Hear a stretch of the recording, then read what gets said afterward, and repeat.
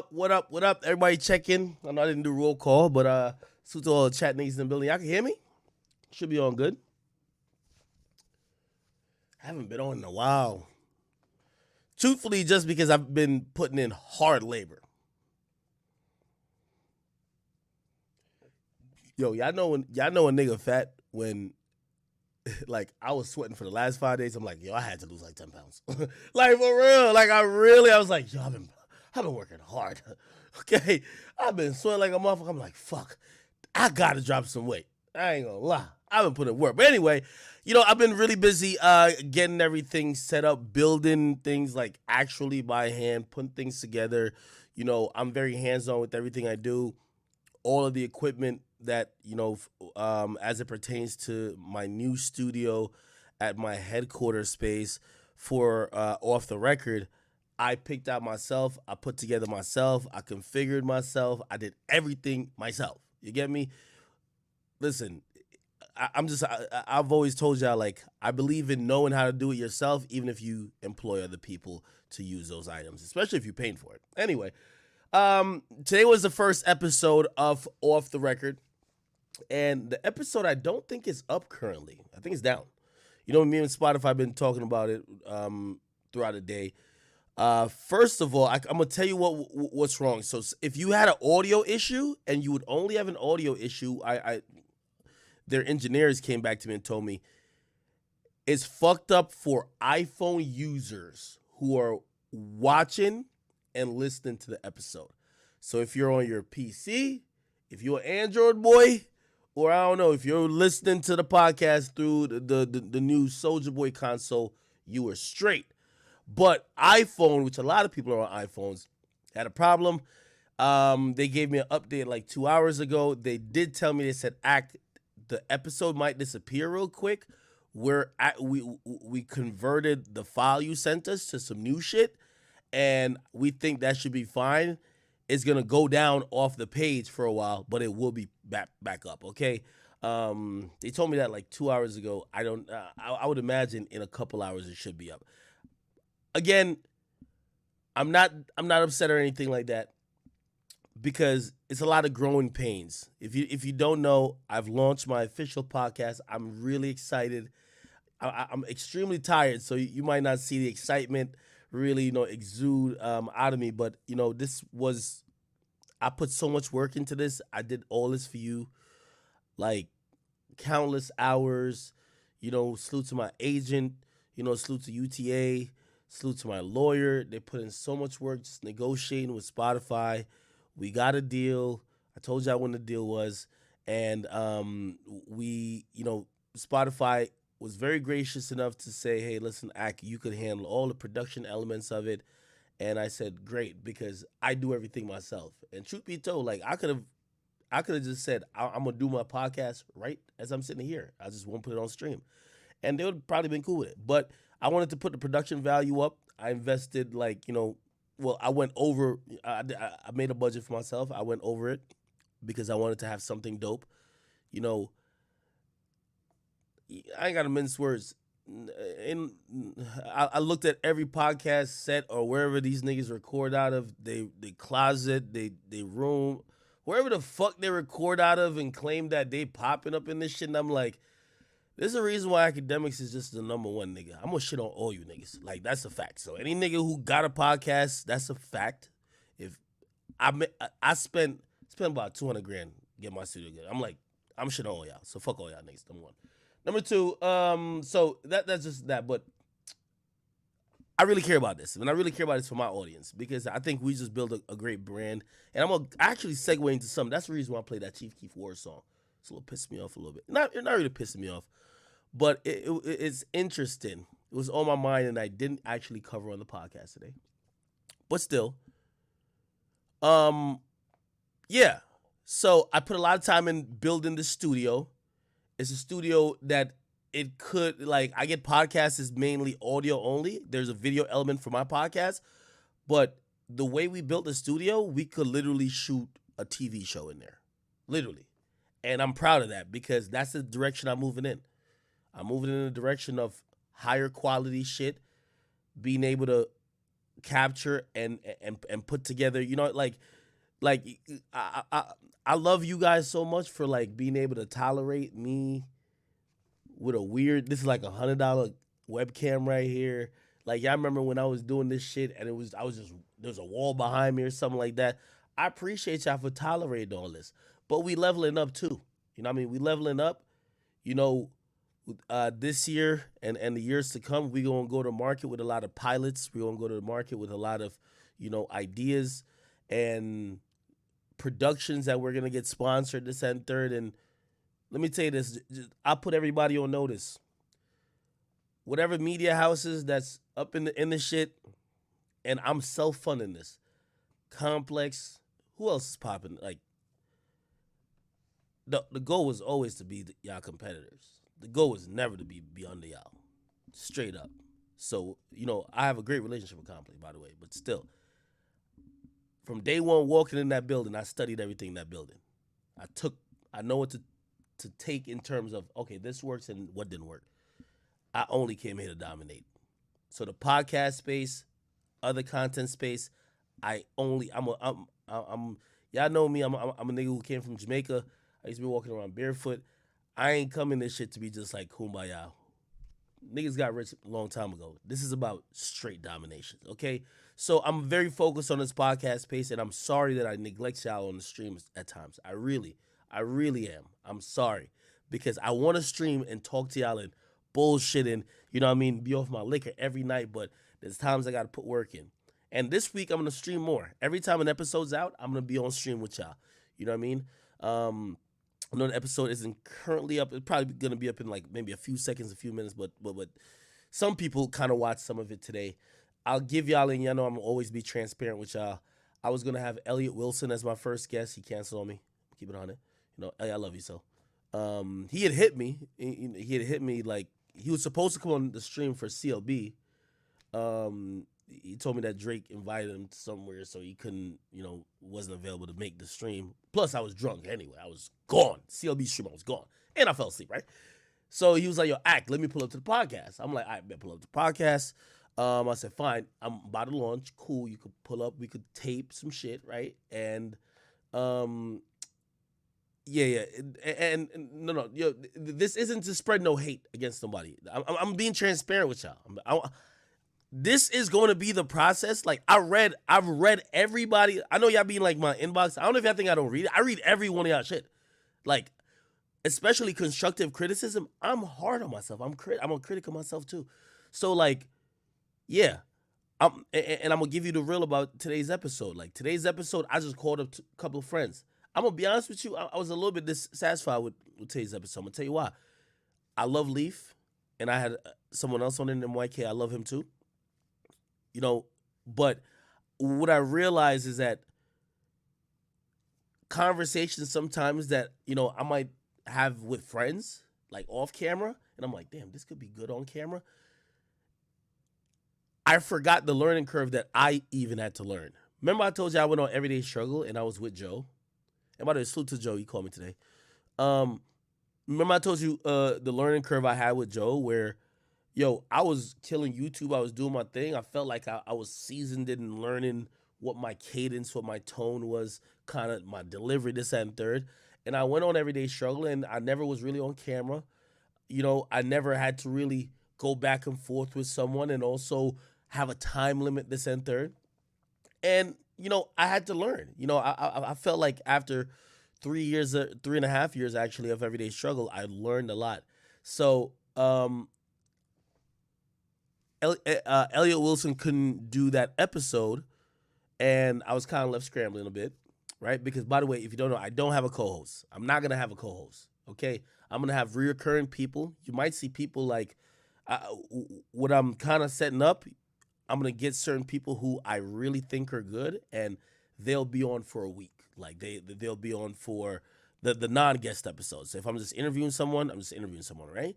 But they'll be on for the Monday and Friday episodes. So you'll see them twice or whatever, right? So, and the good people that y'all like, I'll bring them back more often. But it's not a show where it's like, this is my shot to show people that you know, and I guess it's also a little parallel too. You know, I see by the way, salute to my man Charlemagne. He's doing his show as well. I want to shout him out, and he got his show, The God's Honest Truth. That's on Comedy Central right now. That's his shot, his opportunity to get into the late night world. He wants to do it. He does a great job on Breakfast Club. People love him there. People love him on his podcast, Brilliant Idiots. But he wants to do late night. And I think this is an opportunity where he gets to kind of do it his way. And I'm going to be honest, in a podcast space, this is an opportunity I get to do it my way. And my way is hey, I understand I have an audience. I love you guys. But I'm trying to figure out whatever. So, like, even today, I was like, the homies are cool because I know there's history there, there's chemistry, but number one, I'm talking a lot about the music industry, and they're not that familiar with exactly what I'm talking about because they're outsiders, right? Secondly, they're not broadcasters, at least to the level where, you know, they understand that this isn't just a conversation. This is where you're having a conversation that others are listening to. So, you know, I'm really tough on myself, and I really like today's episode. I was like, you know what? I'm glad I launched it. But there's a lot of improvement to go. Just a lot. You know what I mean? And of course, like I like if I see some of y'all saying like me, I could sit down with anyone, right? But that's not gonna be the entire episode. Like some people say, yo, you should do episode Wale, do episode. That's cool. You know what I mean? But it's like, you know, I want to have roundtable discussions with people who love this hip hop culture, know a little bit, passionate, could eloquently state their points, defend themselves, and understand that this isn't just about getting your points off. Because I was like that at first on our everyday struggle. It's also about the viewing experience. It's also about the audience. It's also about not going in circles, all that type of stuff. Without the first couple of months of everyday struggle, I was just only hell bent on getting my point across. I remember the desk was just trying to like, yo, this is going in circles. The viewers might get bored. But I kept looking at her like, no, I'm trying to prove my point. Fuck your point, motherfucker. Like, nigga, this is entertainment as well. Anyway, I say that to say, so I had to kind of scramble around to get a first episode done. And I shot another episode, and you guys are going to see it on Wednesday. But I didn't want to leave with that. Off the record is going to be just my vision. I'm hell-bent on it. And when I mean my vision, I remember before I took off on YouTube, I said, if people will only fuck with me because I have a guest they like, I don't want it. Because you're going to chase these motherfuckers around who are unreliable. I was getting people canceling me. And I'll tell you why I'm telling you this. So, Rich the Kid is on that next episode. I don't want people to think this is a guest show. I don't want people to be like, oh, let's see what's Akademiks got going on and who he's talking to. No. I'm going to have conversation. And if you're not interested in just conversation and you only interested in who is talking or who I'm talking to, this ain't the podcast for you. Yeah, I see some people saying about the audio on today's episode. The audio is fine. What I submitted, we listened to it. It's fine. There was some issues with transcoding and some other things that, you know, the internal ingestion of the episode on Spotify's side. I'm not gonna sit here and put any blame anywhere. Spotify and my partners there, they've like, we have been really working hard at this, and trust me, I could tell, at least for the immediate team that's working with me on Spotify's side, I have a partner manager and a couple other people that fall within, you know, that rank, and they care a lot. So I'm not gonna sit here and be like, oh, yo, they want this shit to be good, you know. But obviously, this is the first time you're doing something. It's gonna be a little bit hiccups. So I'm taking my bumps and my bruises. You know, yo, it happens in life. Did I ever tell y'all? You know, let me look it up right now. You know, a video was supposed to go on my like. Remember when it was just all about YouTube and everything? It felt like it was a views race and a subscriber race. 6ix9ine's label came to me and said, "Let me look." I forgot. It was like I think I did a favor for them, and they were like, "Yo, we're gonna do a favor for you." 6ix9ine, Billy, they wanted to premiere and put on my page. I had the file. They gave it to me. Look at this. 412 million views. This is in 2018, right? I don't know what was happening at that time, but I had like random strikes. So I had 2 strikes on my account at that time. And when you had that, it was like community guidelines or whatever. You couldn't upload for like 2 weeks or like a week or whatever it was. Like it restricted you. And I remember they gave me the file saying, we've greenlit or we've like whitelisted your account to upload this. And I'm thinking, well, if I put this up, damn, more people who just like this music, they are going to check out my channel too. But I couldn't do it. And I remember saying to his label, I said, yo, my channel is like messed up. And they try to use their YouTube connects, but 6ix9ine was really trying to put out music on a Sunday. There was no YouTube people working at that point, or YouTube people that the music industry had connects to. And it was basically, they said to me, they say, yo, do you want us to try to push him to delay his video that you could get your channel straight, or should he put his video out with other options? And obviously the other option was Worldstar.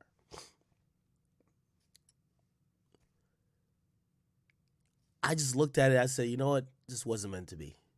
And I'm not going to hold up your opportunity. And I told him, I said, hey, it's fine. I'm not mad. You can put it up on Worldstar. And that's why Billy's on Worldstar. It would have been on my page.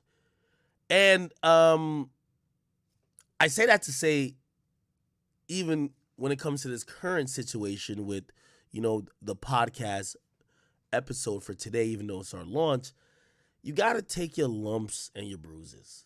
You know what I mean? Sometimes not everything works out the way you want it to, but trust me, in the end, it's going to work out the way you want it to, if that makes sense, right? So I use that as an example, but again, I wanted this first episode to be blah, blah, you know what I mean? I had a whole meeting with them about, like, I was like, yo, okay, I'm going to be talking with Elliot. Like, I have a few, like, things I kind of want to bring up, this and third, and it's going to be this huge thing, and everything fell apart, whatever, cool. Anyway, we did this episode. There's a Richard Kid episode coming on Wednesday. We still got to edit it. I'm going to be honest with y'all. You want me to tell what happened on that episode? By the way, Rich reached out to, like, do an interview. Like, he reached out, like, yo, let me come on the podcast. I'm like, oh, okay, cool. Well, I wasn't really trying to say much. I don't want to spoil it, but it's coming out Wednesday. He walks off set. He walks off set. Okay, he walks off set. I don't know. Like, y'all tell me, was I wrong or something? So I'm gonna tell you exactly what happened, or I'm gonna tell you part of it. So I'm asking him questions. Like, yeah, I told him, I'm like, yo, of course we're talking about some music and stuff, but like, I'm just asking him, like, yo, we haven't seen Richard Kid like have an interview or whatever in a while, right? So I asked him about everything. How's Famous Dax? How is this? How's your relationship with Young Boy? How's your relationship with? He's putting out music soon with Wayne. And you know what I mean? And of course, I gotta ask the obvious. So I was like, yo, I asked about Uzi, and I asked him. I think I was like, yo, hey, you know, so what's going on? Like, why we keep seeing on TMZ you getting robbed? Like, what's going on? And he walked off. Like, I don't know what happened. I don't know. He did come back though. He came back. But he walked off. He was not enjoying. And I'm probably gonna have a title like that. Like, yo, he was not enjoying that line of questioning. Came back, talked a little bit more about music, and then dipped.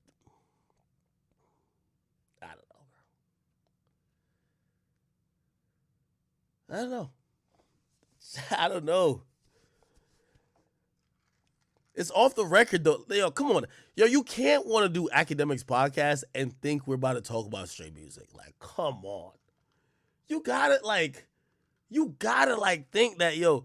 And by the way, I even told him, like, after he walked off, like, cause I approached him, I said, yo, Rich, like, you know, if I ask you some shit that you really like, I don't know what might be behind whatever, right? If I ask you some shit you don't talk about it, you could just dodge and weave out the question. Like, you could just be like, nah, man, your next question, all right, whatever. And he did the next question, like, one or two things, right? But, I don't know. Salute to Rich Kid, though. He got some new music coming with Lil Wayne. Yo, Rich is a finesser, ain't he?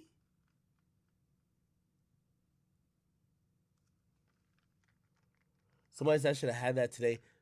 Spotify hit me and they wanted me to have that today. Because I shot that yesterday, truth be told. Bro, like, somebody said I'm spoiling my pot. Yo, chat. I'm going to be honest with you. I love the podcast, clearly, right? But we're going to have, the reason why you come to the stream is to hear the shit that's behind the scenes, bro. Like some stuff I try not to, but, bro, tomorrow in the morning, I'm putting up pictures that Rich the Kid is on Wednesday. Like, come on, like, we're not good. If you think I'm spoiling it, it's only a couple hours I'm spoiling it because we're putting out a clip tomorrow of him walking off or some shit. So relax, you know what I mean? It's not that serious. You know what I mean? If anything, y'all should appreciate that whatever this wall of like the people who are supposedly on my side and the audience, which is you guys, I just break it down. Like, who cares about it? I'm gonna just tell you exactly how shit went down. Like, you don't have to guess. There's no mystery. There's no conspiracy theory. I'll just tell you the fucking truth, right? But anyway, there's some good moments in today's episode, though. I really like that Jay-Z discussion. You know, I did some Googling, and maybe I should have did the Googling before. Because the episode's titled, Who Tried to Kill Jay-Z? Yo, who's Elias Connell? What the hell? This thing has sent us a Bible verse. God bless you, my brother. On Love All, Jay-Z's talking about niggas try to kill me, but I will still drill them, like, and I got $1 billion. Like, I was like, I thought it was just all cap he was talking about. I'm gonna be honest with you, bro. Jay-Z hasn't rapped anything about some current, like, street shit in a long time. Starting in, like, 2016, 2015, he was rapping about art. The nigga was almost like an art dealer or something like that. You know what I mean? Like, he was rapping about Blue Ivy, bro. Yo, I kid you not, Blue Ivy, like, him and Blue Ivy was going back and forth in a verse. She was like, yo, he was like, a booyah. And then she was like, goo goo gaga. Like, something like that. Bro, I don't even know what the fuck. That's when I tuned out. I'm like, yo, this thing is rapping with his, like, newborn. I'm done. She's drooling on the mic. I'm good. I don't want to hear that. I'm sorry. Like, and again, I listen to music for just how the state of mind I'm in. I just, I don't care for that. I don't care for that. Nothing against his family. I just don't want to hear that. I want to hear you popping bottles, fucking bitches, cheating. You know what I mean? I like degenerate shit. Like, that's going to sound bad, but I like hearing degenerate shit. I don't want to hear how happy you are the first time I see your smile. Nah, I ain't want to hear that, bro. I don't want to hear that. Anyway, we had a good conversation on the podcast about that. Because it was actually YK who brought that to my attention. He was like, yo, I'm going to be honest with you, man. Because he writes music. He said, yo, the way how that nigga's passionately talking.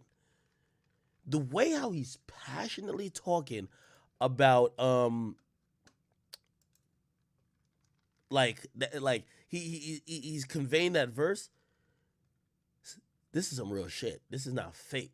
Because I thought he was just doing rapper cap. You know what I mean? I'm like, oh, shit, he's getting back into his gangster bag. Or maybe he was reminiscing on, like, some super, super past shit while he was in Marcy Projects with the 92 bricks he lost. Who knows? But, yeah, I thought it was that. And I did some Googles. Looked like it might have been, like, some others. I don't know. But anyway, there was a good conversation about that. Yo, recently, I'm going to get to this Gabby Petito shit, and this got nothing to do with hip-hop, but I am into this shit. This shit is like a new season of Money Heist. By the way, did anybody watch Money Heist in here? Money Heist got me fucked up. Money Heist has got me fucked up.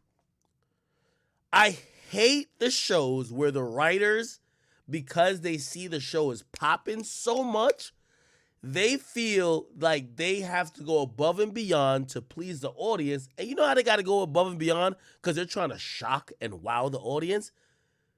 You do the shit that people would think that would be the last thing on their mind you would do.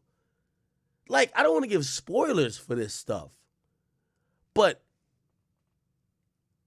I guess Money Heist might be ending anyway, like maybe like another half a season. Bro, the person that died in this last, like, update of the season, you can't kill that person. It's like watching Iron Man and Iron Man dies in the first 2 minutes. Who the fuck we finna watch?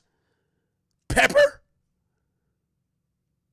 It's like now, like no disrespect. And by the way, I'm black and I'm proud. But I just seen a new Captain America movie with the black guy picking up the shield. Nigga, you the sidekick, dummy. We don't want to see you. We want to see the guy. The guy can't die. You could die. This is the movies. This is the movies. This is the movies. We don't want to see our favorite die. We want to see everybody around the favorite dies. Because we want to see how the favorite go react. I seen the black guy picked up shit, like, well, I gotta do it now. And I'm like, what the fuck are you doing? Because Thor that shit from this nigga. What the Iron Man, where you at, nigga? Somebody grab this shit. What's the name of that black actor? No disrespect to him. We don't want to see him. It's like when, what's that nigga name? What's that? And by the way, he's the guy that replaced another guy. I forgot but he was also in the Iron Man movie. We're in the Iron Man suit. We don't want to see you, nigga. We only want to see, what's that nigga name? The only Iron Man that we really care about now. Like, bro, we don't want to see, like, what the fuck?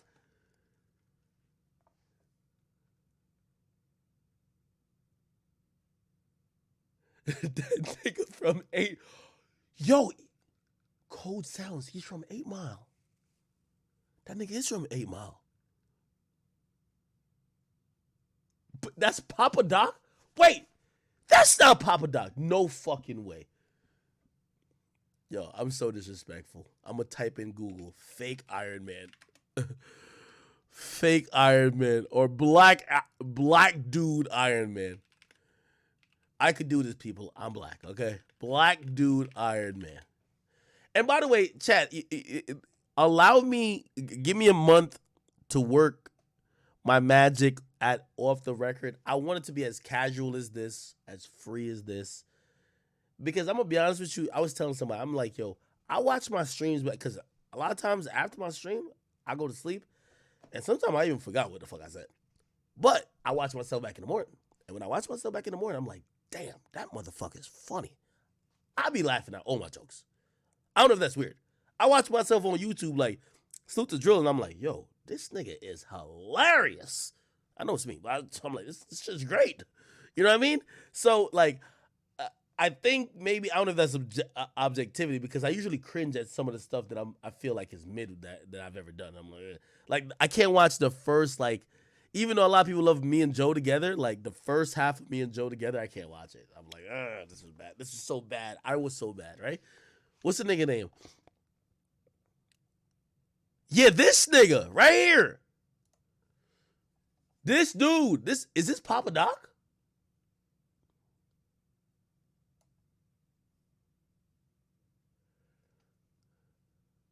This is not Papa Doc. No fucking way this is Papa Doc. Yo, by the way, this was the nigga. Don Cheadle.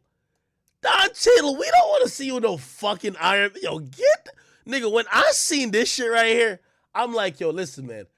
I'm all for equality, Black Lives Matter, but get this black ass nigga the fuck out of the Iron Man suit.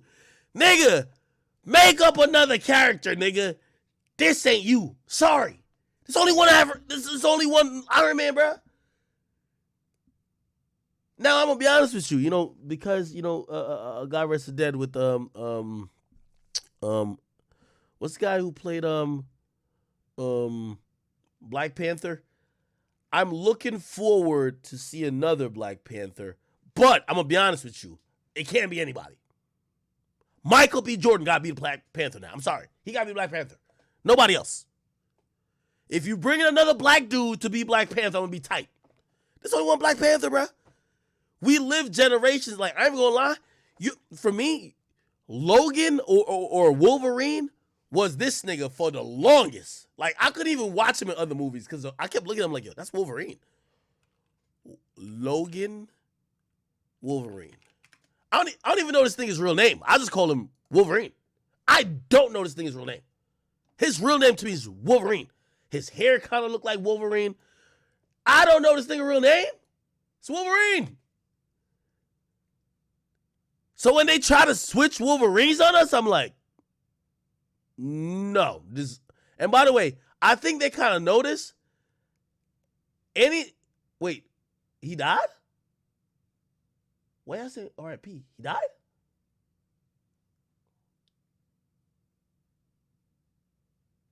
Wait. Hugh Jackman?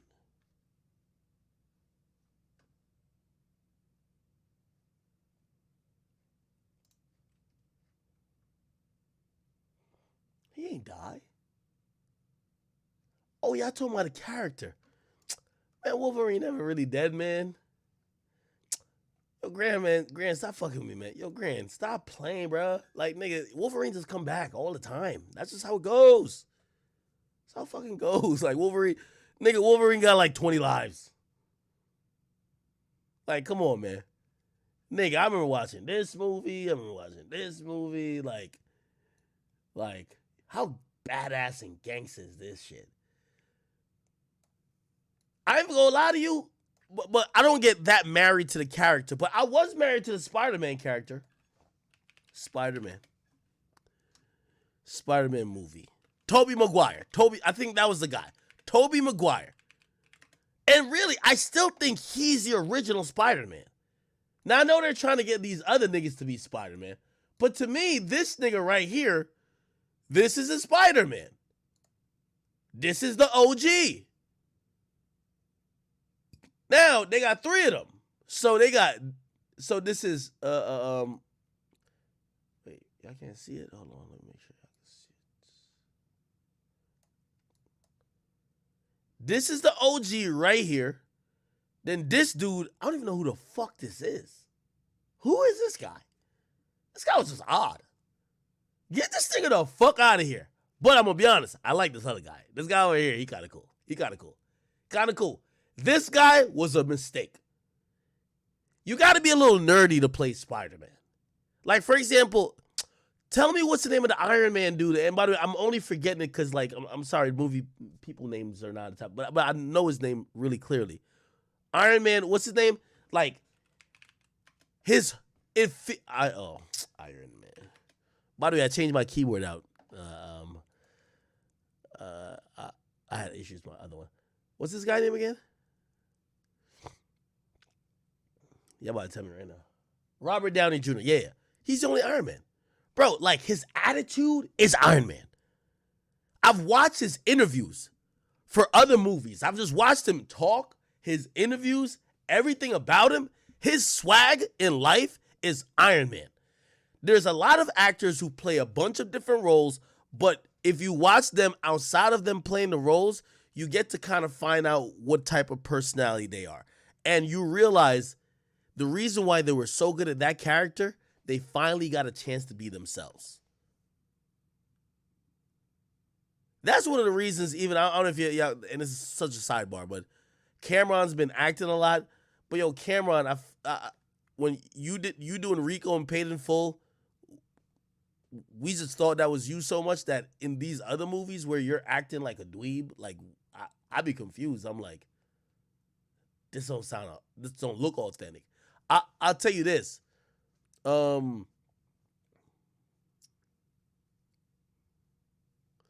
I'm trying to think. And y'all can help me. Will Smith as a person, which character that he's ever played mostly identifies with who we see as him outside of acting? It might be just a Will Smith show, right? And yeah, of course, Killing Season, man. Come on, right. But think about Will Smith.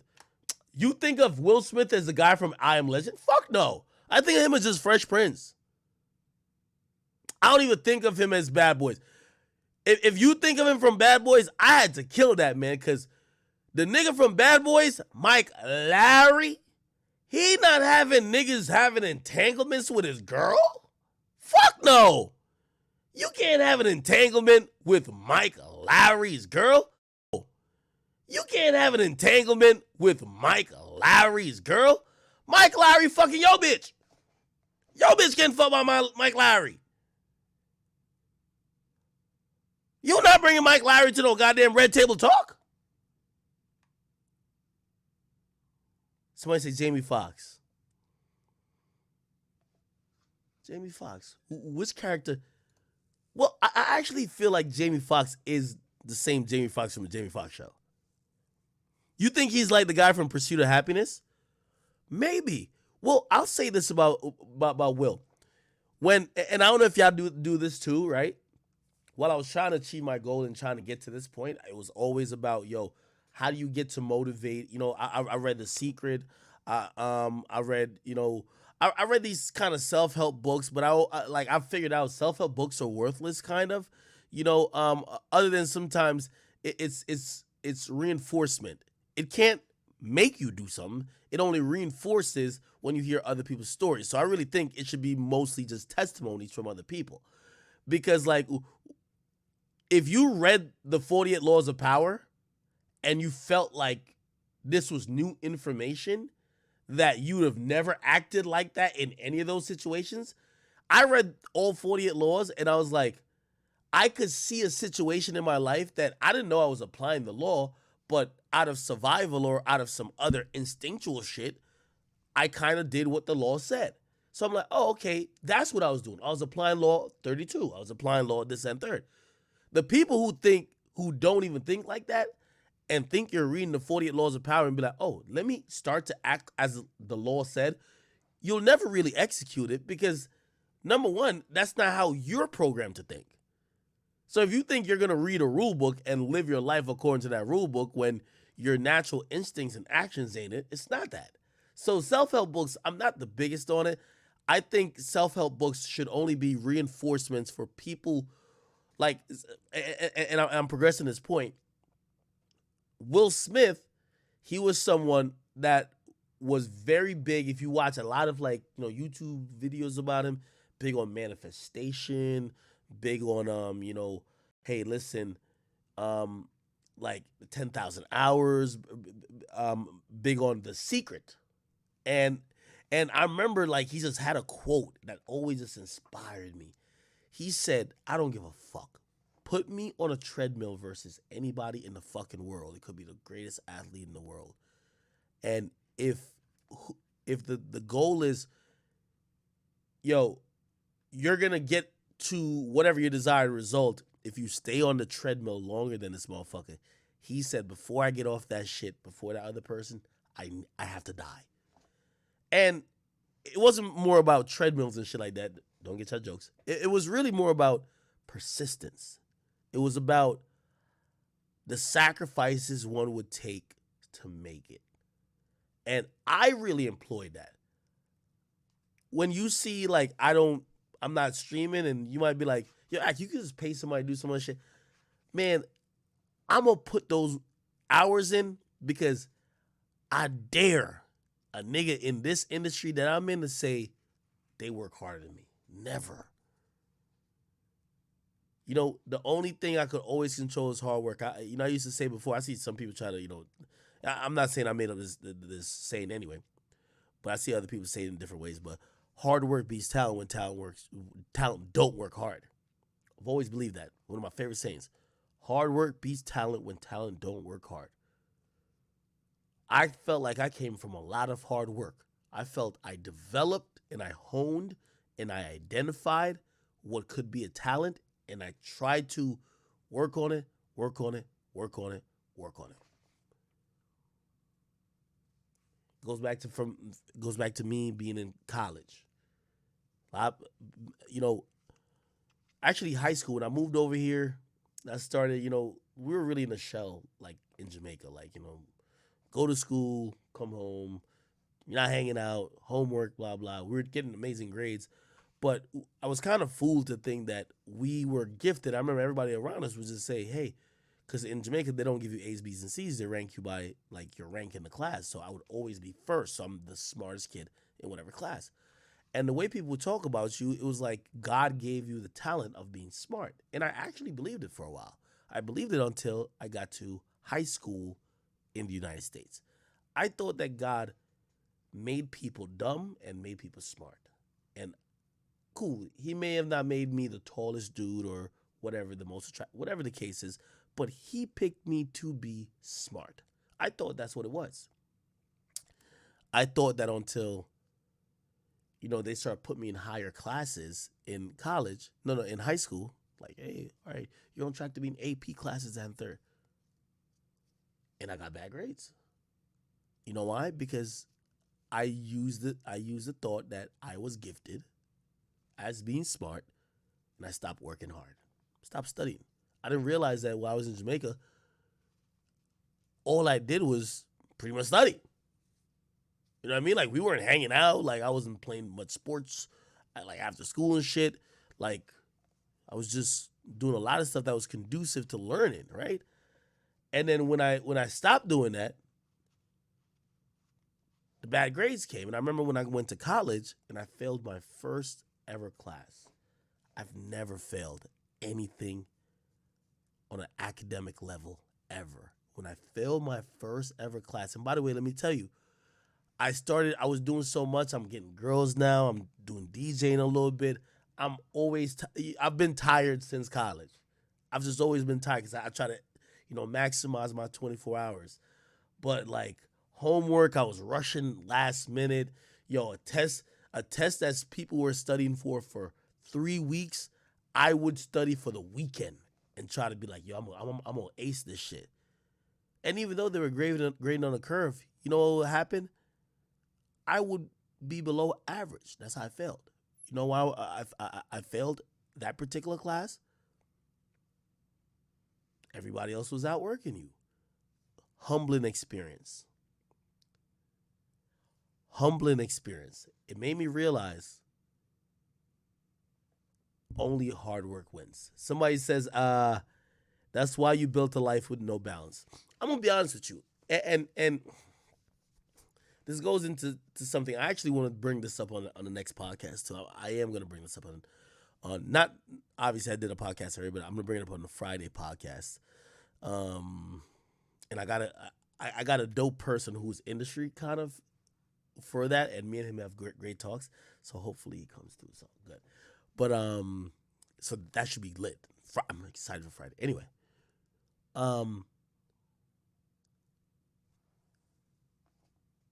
everybody's having kids now. Allegedly, JT from the City Girls is pregnant, maybe with Uzi's child. Some people are saying Nicki might be pregnant again. I don't know.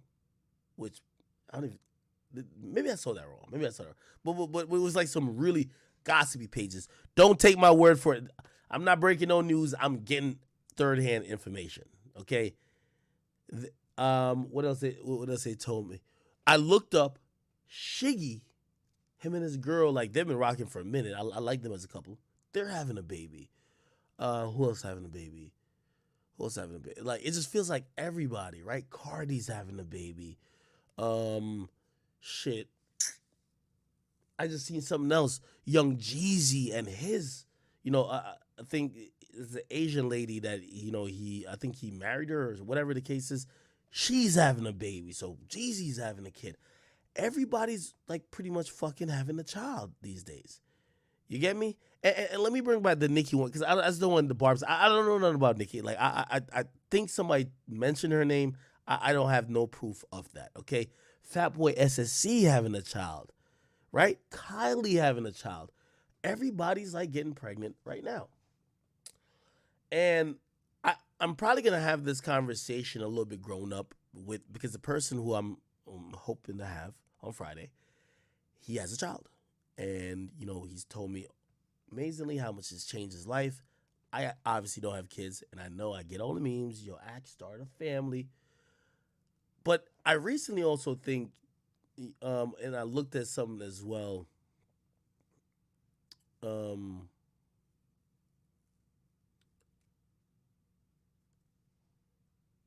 Sorry, I got lost in thought.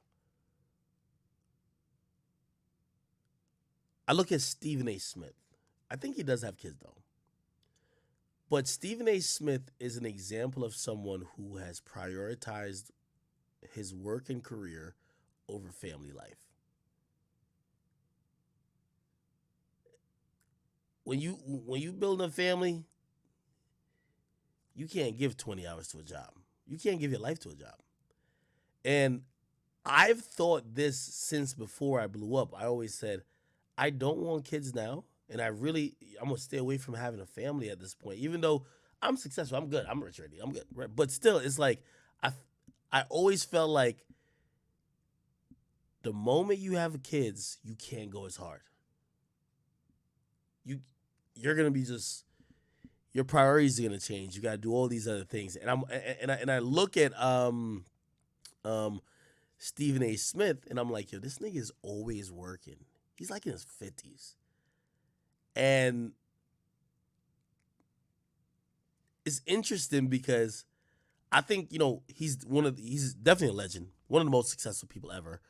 But I also think about and wonder about his social or mental happiness. Because that's all that kind of uh yo, that's kind of what you have to kind of like, you give up certain shit and going for certain shit. Like, for example, and I know I'm kind of going on a tangent here, but even with Nicki Minaj, I think Nicki Minaj having kids this late in her career, I think she made a cognizant choice to not get pregnant before because she was aiming to be that top chick. It came with some rewards, but it came with a lot of cost. In music these days, most women, and I think Cardi B kicked this off a lot, they're having kids during their prime or even before their prime. They don't care. Cardi B, I feel like she really rolled the dice because there was so much pressure on her. But look at who had kids? Summer Walker. You're like 10, 20 years ago, they would tell a chick, yo, the last thing you could do is get pregnant right now. You need to just keep it going. And sometimes some of these people, they have like kind of readjusted their focus because they're like, yo, I like being a mom. So anyway, I started realizing that everybody's pregnant and I was like, oh shit. And I also did look at myself and I said, yo, act, you might end up like Stephen A. Smith, man. You might be 50, just still pushing and going and being passionate about what you got going on. And by the way, I know you got kids. And I'm like, yo, or maybe something will snap eventually in me that says, nah, it's time for family time. I don't think so because I like the world I live in and the life that I love is all connected to work. But who knows, right? Just giving y'all my honest thoughts on stuff. All right. Beyond that, though, and maybe we revisit that. But Stephen A. Smith did do some interviews, and I had a lot of thoughts about it. But we'll get back into that. I do want to address. I want to address BT. As much as like I've made myself necessary. I've never been the kumbaya person. Look when anybody else accomplishes a tiny bit. Look how many like check marks and industry niggas are in their comments like, yo, yeah, go, yes, you deserve this. Anytime I ever announce anything, you might see like 6 buzz. You might see like, really nobody. You just see chat niggas in there. And that's really what it is. Like I understand that and not mad at it at all. But that already instilled in me from a long time ago that I'm used to getting played by the industry. They act like you don't exist. They act like you don't matter. And I'll bring it up what exactly I'm talking about. Hopefully I could. Okay. So here are the nominees for Best Hip Hop Platform. Let me make this smaller. Sorry.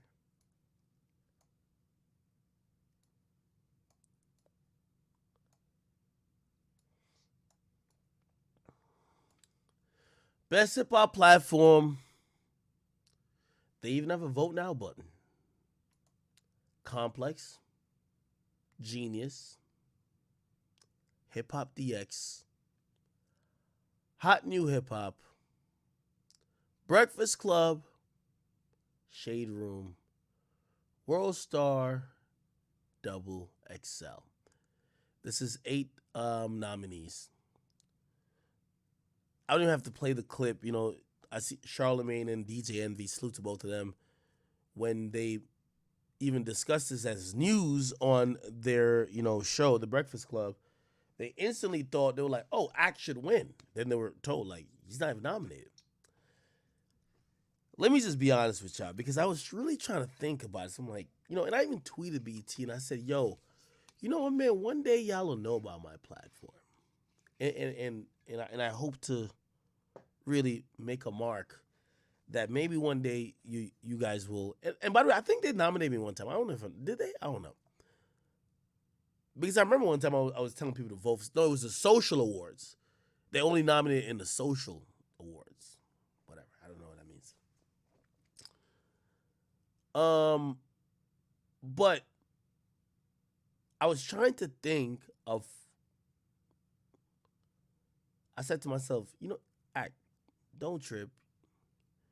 You probably weren't nominated because, like, it's hard for me to think of it. It was like, maybe they're looking at, like, what your Instagram page does, and they're not, like, they're looking at websites like Complex and Rap Genius, or Genius now, and Hip Hop DX and Hot New Hip Hop, which Hot New Hip Hop is mainly a website, right? And you don't have that. And I was like, okay, all right, don't even trip. They're just not up to date with the current platforms that matter in hip hop. And I was giving them that pass for a bit. Then I realized, I'm like, they nominated the fucking Shade Room. Like, no disrespect to the Shade Room, but they're an Instagram platform. So it's not that they're like Instagram, they're excluding people on Instagram. Like, they just nominated the Shade Room. So, I got to realize, I was like, it's blatant disrespect. But also, I think it's because where I'm at and where the newer platforms are at. Not only me. Let me tell you who should be on this list. Fuck this list. This is facts. Best hip hop platform. You don't have these people on this list, you're trash. You don't got Akademiks on this list, you're garbage. You don't got Say Cheese on this list? Are you fucking stupid? Like, y'all give me some, like, what are y'all talking about? World Star posts a bunch of, like, chicks on OnlyFans. Respectfully, I love Q. And respect to his family, still getting a check off that. World Star? I don't want to get to every platform and throw no type of, like, hate or shade. But are y'all talking about hip hop? This is why you realize this is bullshit. It's like, basically, imagine if they said best hip hop concert, and then they said we're gonna award it to the Love and Hip Hop Showcase thrown by Yandy over Rolling Loud. Are you fucking stupid? It's clear what actually goes on in the culture. Are you talking about hip hop or are you talking about some other shit? Hip hop is happening on a few places, and I know where they at. I love Complex. Hip hop ain't happening in Complex for a while. Complex makes content for people who do enjoy hip hop, but hip hop ain't happening at Complex for a while. The mere fact that Everyday Struggle is not at Complex should already tell you that hip hop ain't happening there.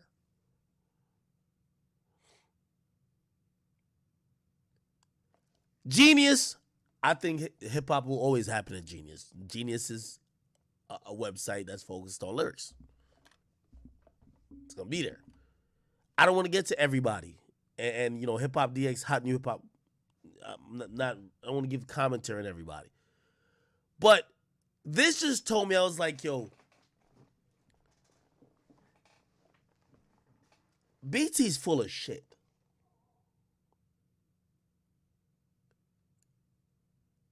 They're full of shit.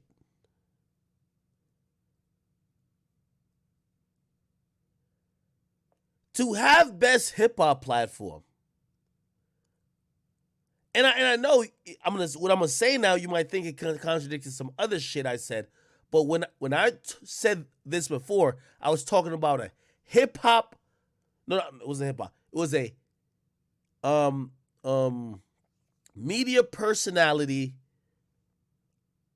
It was a media personality Mount Rushmore. But platforms, y'all not gonna like what I'm gonna say. But platforms that affect hip hop and that are in hip hop, if Vlad ain't there, Complex shouldn't be there. Are you serious?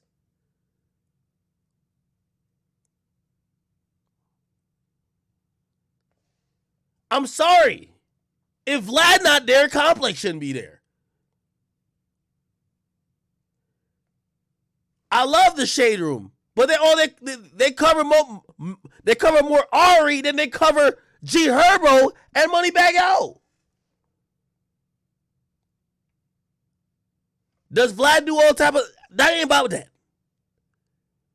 Vlad is one of the biggest platforms that is in the hip hop space. I'm talking about platforms. That's what the title of the thing is. I know this nigga be on his porn shit. That's why I said he shouldn't be on the media. Mount Rushmore.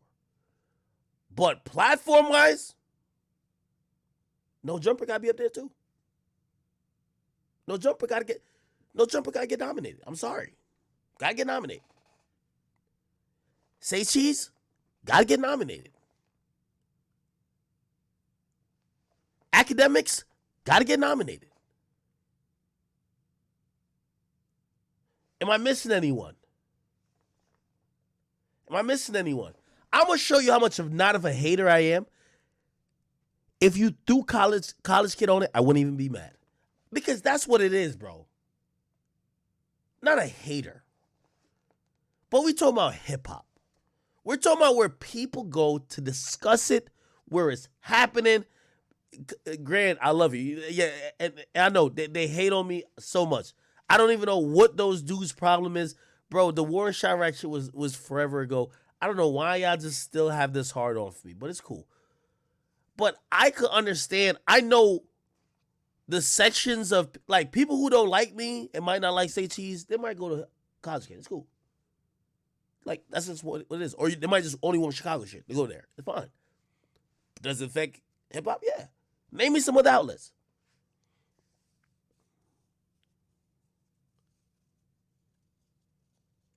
I'm going to be honest with you.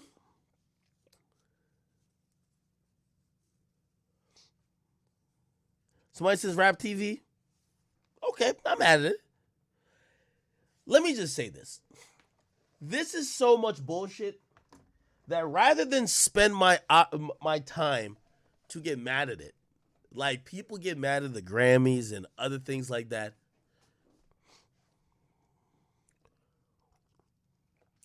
I said two things to myself, and I'm gonna tell you the raw, honest truth.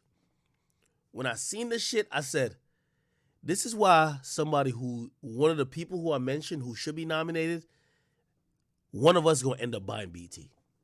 Out of touch. Out of fucking touch. You're so out of touch that you're just randomly naming shit. The people who are really affecting the culture and winning these days and have evolved into this shit, y'all acting like y'all don't know. I'm just hoping they ain't Vlad that by y'all. I'm gonna be honest. And I know it's owned by Viacom, but it's not pushing that much profit, so they might just sell it to somebody. Who knows? I'm just hoping they ain't Vlad. Let's keep it black, okay? I'm hoping they Adam. Let's keep it black. You know what I mean? Keep it black. That's all I'm saying. But I ain't gonna get mad at this. I'm gonna tell you what I'm gonna do. And I'm glad I have my space now. It's about time. I want to do a award show myself. Fuck this award show that y'all are doing. It's just bullshit. I want to do the real shit. I want to do something maybe at the end of the year. Maybe I started like a year wrap up, and I'm gonna tell y'all now. It's really I want to do an award show. So I know Charlamagne and Joe did some shit. Listen, this disrespect here has made me realize why the fuck is Akademiks, who people know your value in the culture, you're looking to BET, who's floundering and failing, to give you some props. I'm gonna do this shit now. Okay? So I'm gonna do my own. And it's ain't no fucking, I'm not doing an awards. I'm gonna just give the awards. And I'm gonna show, by the way, none of these award shows get watched unless like the biggest artists come. I wanna put together something where I could do an award show that is actually legit. It's not politics. It's not who fucks with you. It's not who you like. It's the truth. And that's why I named some outlets that probably don't fuck with me. Because if they're doing something that maybe needs to be recognized, I'm not going to be a hater. Because what this was, I couldn't explain it as nothing but hate. You said that the Shade Room is is a bigger hip hop. Hip hop. Hip hop. Hip hop. Hip hop platform than Akademiks. You got it. You got it. We don't need to look towards BT for anything else. And you know what also made me think? And this is what I'm going to do. I'm going to start transitioning out of recognizing some of these motherfuckers. Like, the moment when I seen this shit, I really thought about it, I'm like, yo, why are the BET Hip Hop Awards hold no weight unless outlets like mine, Say Cheese, Rap TV, No Jumper, Vlad, and others talk about the accolades. Even Breakfast Club talk about that. They're not lit. Nobody watches BET right now, bro. Nobody.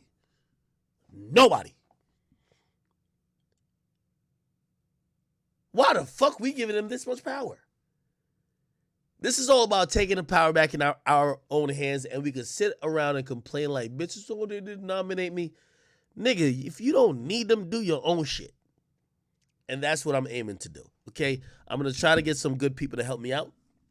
Again, I'm glad, a lot of the process and a lot of the steps of me creating this new headquarters space that I got is really to kind of make it where, yo, let's do our own shit. Why we got to wait for some award show to do it?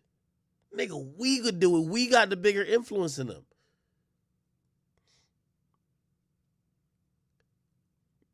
Not saying it will happen, but imagine a conversation about a year in wrap up.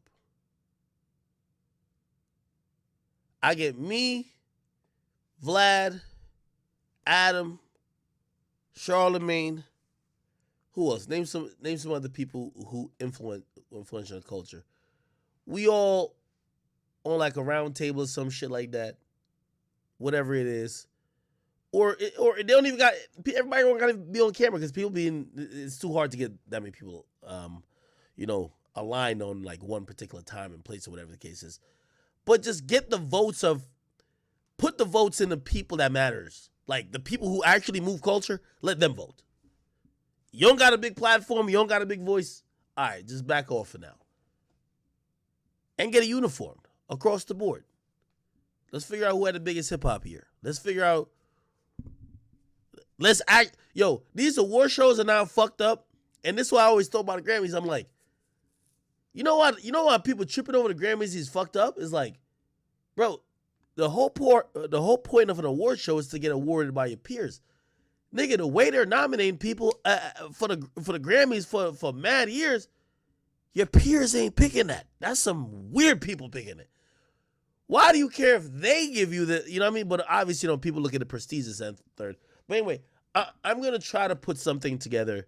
And by the way, it's just going to be my version, right? So again, I don't want to get too political with some shit. I fuck with a lot of younger artists.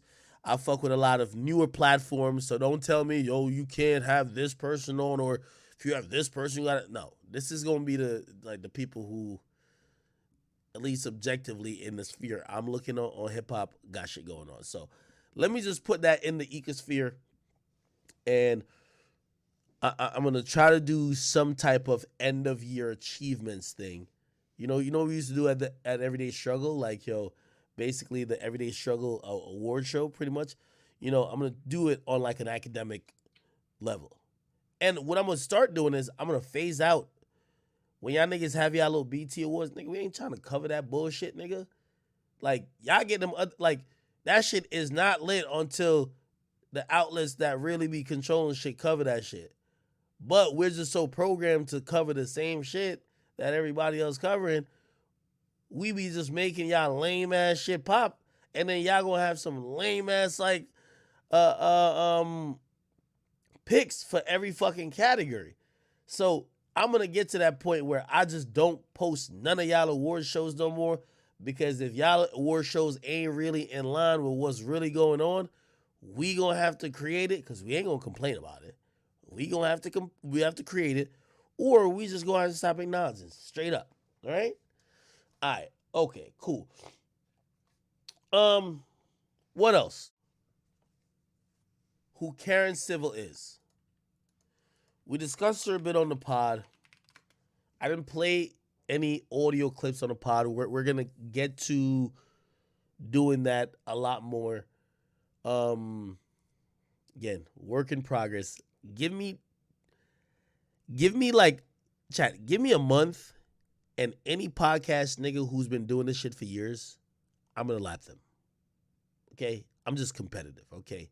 And I'm not here to like just be in the mix. These pussy niggas gonna respect me. Facts. Okay. So Karen Civil been in the media recently. She was in some shit with some girl named Jessie Wu or something like that. I don't know what the fuck going on. But her and Jordan Lucas was going back and forth about it. I don't want to play this whole thing, but let me play this and y'all tell me what y'all think about this, or tell me if you even care. Because while I was doing a podcast today, it was hard to have this conversation with my homies because they don't deal with as many industry people as I do. So they don't know really Karen Civil in terms of why she's important, why she's maybe affected a lot of people, why people might, be scared to speak out about her, or why, what she does is really effective. Right? So they don't know even like the scope of her work. Like the simple way always where I like to just explain her is like she's the Olivia Pope of hip hop. You know what I mean? You a rapper and you clap somebody and nobody knows? Or you're being investigated for some foul shit. Could be anything. If you have Karen Civil on your team, say for example, the media was going to know the next morning, Karen gonna make sure Maybe the media don't even know at all. So y'all going to court, this and third, the media never finds out about it. She's a fixer. She could protect your public image.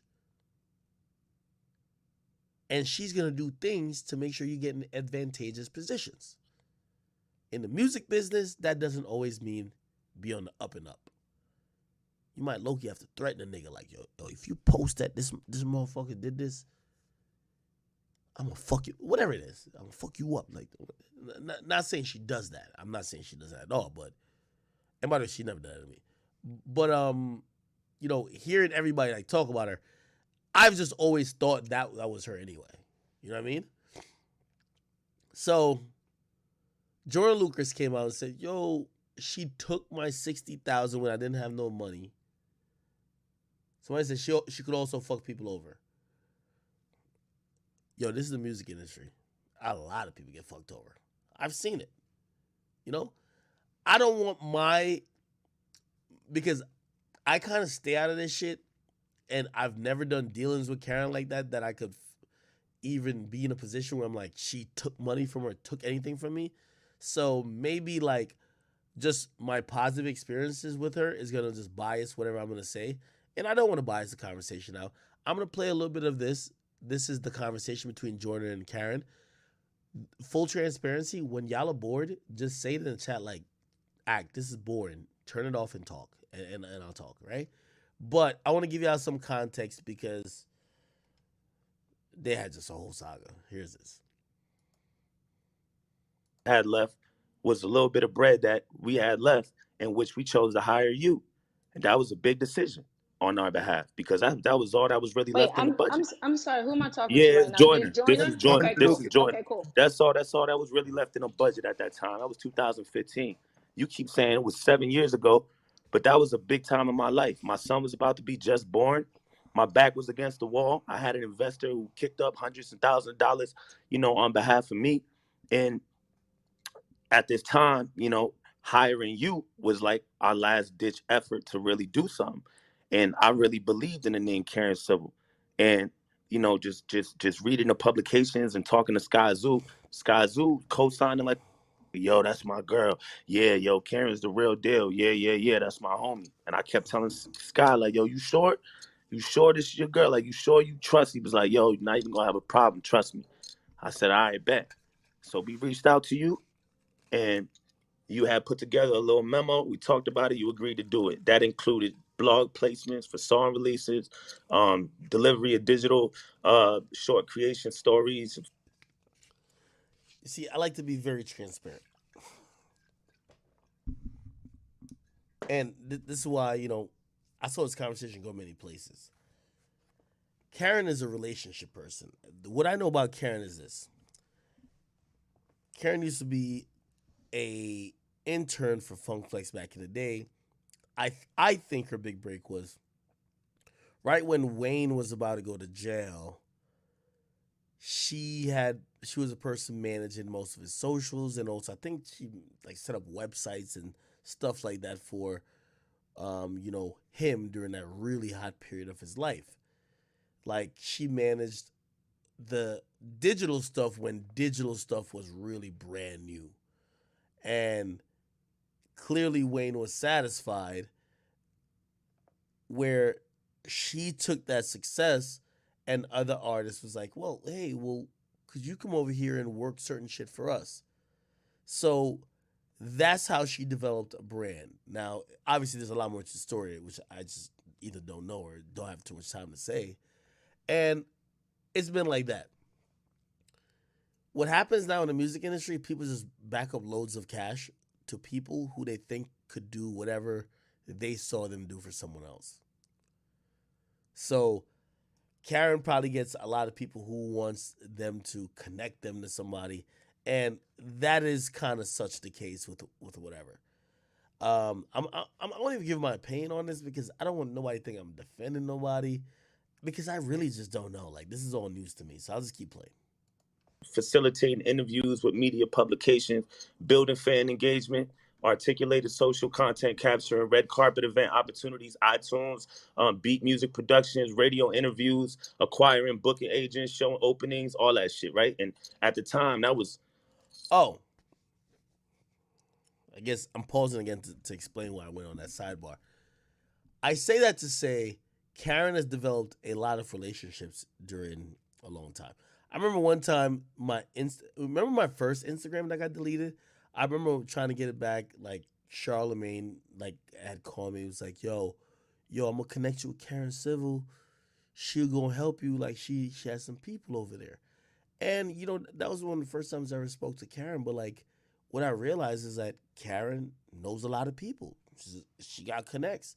Like, put it like this: like now, I could reach out to people in that work at Instagram, for certain stuff at least. But back then, like Instagram was the Illuminati. Like you don't even know what was going on there. So when someone could tell you like, oh, hey, no, I could go talk to somebody at Instagram. It's like, whoa, right? So like she's always had these connects. And with being the relationship person, you get to realize like for example, say Karen was trying to help me get my account back, right? For that, right? And maybe I don't think she did get my account back or anything though, because that account never came back. But still, like, I don't know. Say she might done a favor for me or whatever. Like I might be like, yo, Karen, how does this happen? And she helped me with something, right? Who knows? She's kind of she's a she's a veteran in the game, and she knows a lot of people. She can connect dots. Now I owe her a favor. Say Jordan Lucas comes to her and says, yo, I want to be on Akademiks page. Yo, I be DMing him. I be whatever. Like, he just don't respond. Yo, I got like this 10 grand. I want to get these posts up on this page. Like, yo, help me out. Say Karen knows me, right? Karen might just call me and be like, yo, Ak, remember I did so-and-so and so-and-so for you and so-and-so? You know you owe me a favor. I'm going to call it in right now. Please, like, just check this out and look at blah, blah, or whatever. And say, I'm like, I'm going to just put whatever up for you, right? That's her using her networking, her reach, her brand to get something done.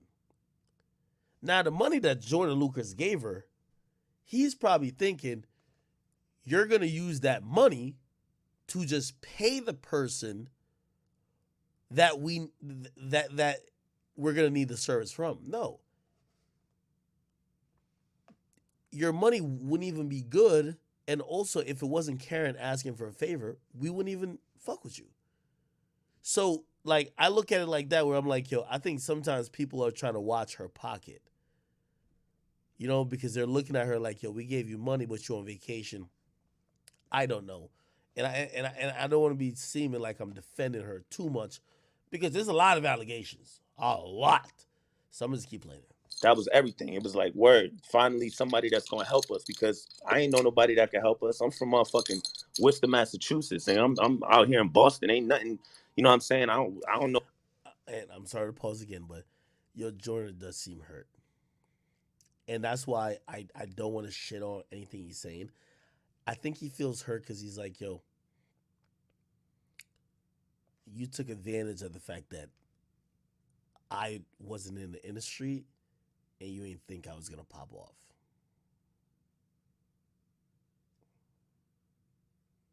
Happens. Know the first thing to fucking do to get on. So I'm thinking, you know what I'm saying, align myself with somebody that's already in the game doing it. This person gonna take me under their wing.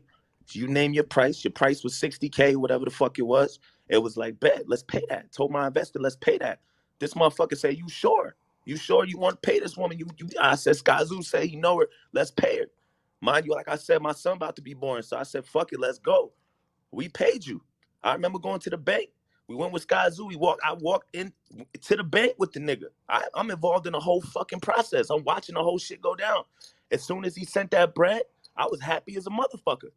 I said, word, Karen Civil, nigga, I'm telling everybody back home and shit, nigga, I'm about to have Karen, because all I see is a perception, Nipsey, everything else that you But you're doing. I'm not like, Nip. word, finally, somebody about to come up, somebody about to come help me, save me, you know what I'm saying? And finally, I'm about to do something. I don't give a fuck what it is. If she gets me some shows, if she, whatever, just take me under your wing, put me on some blogs, something, because I ain't have shit popping. I had a music video I was working on called Ross Cappuccioni. As soon as that money was paid, we had like a conversation on the phone. Everything was peachy on this phone call. You were like, yeah, we gonna do this, da da da da. You know what I'm saying? I'm like, word. I felt real good. As soon as we hung up the phone, we ain't really hear shit from you. That was it. That was really it. And every single time I try to reach out to you, you talking to me like I'm disturbing your fucking day. I'm calling you because I'm trying to get some clarity. I wasn't blowing you the fuck up. I just wanted to know what the plan was, what's going on, what we doing, what's the, you know what I mean? You got to remember, I'm a nigga who just had my investor give it the last signal. Motherfucker told me like, yo, this is it after this, nigga. If this shit don't work, I'm already 500,000, 600,000 deep in your career, nigga. This shit don't work. I don't know what to do. So now I'm sitting here nervous. My son about to be born any fucking day now. And I'm sitting there trying to hit you because I'm looking, you know what I'm saying, for you to be like, yo, we good. I'm about to get you this. I'm about to do that. Now, what I heard you say earlier was, I hate to pause this again. I'm sorry, but I want to tell a lot of aspiring artists, but also people who are very new when it comes to the music business. The music business is not really a place where people go to invest. Invest in Bitcoin. Invest in other things. Invest in the real estate market. Invest in the stock market.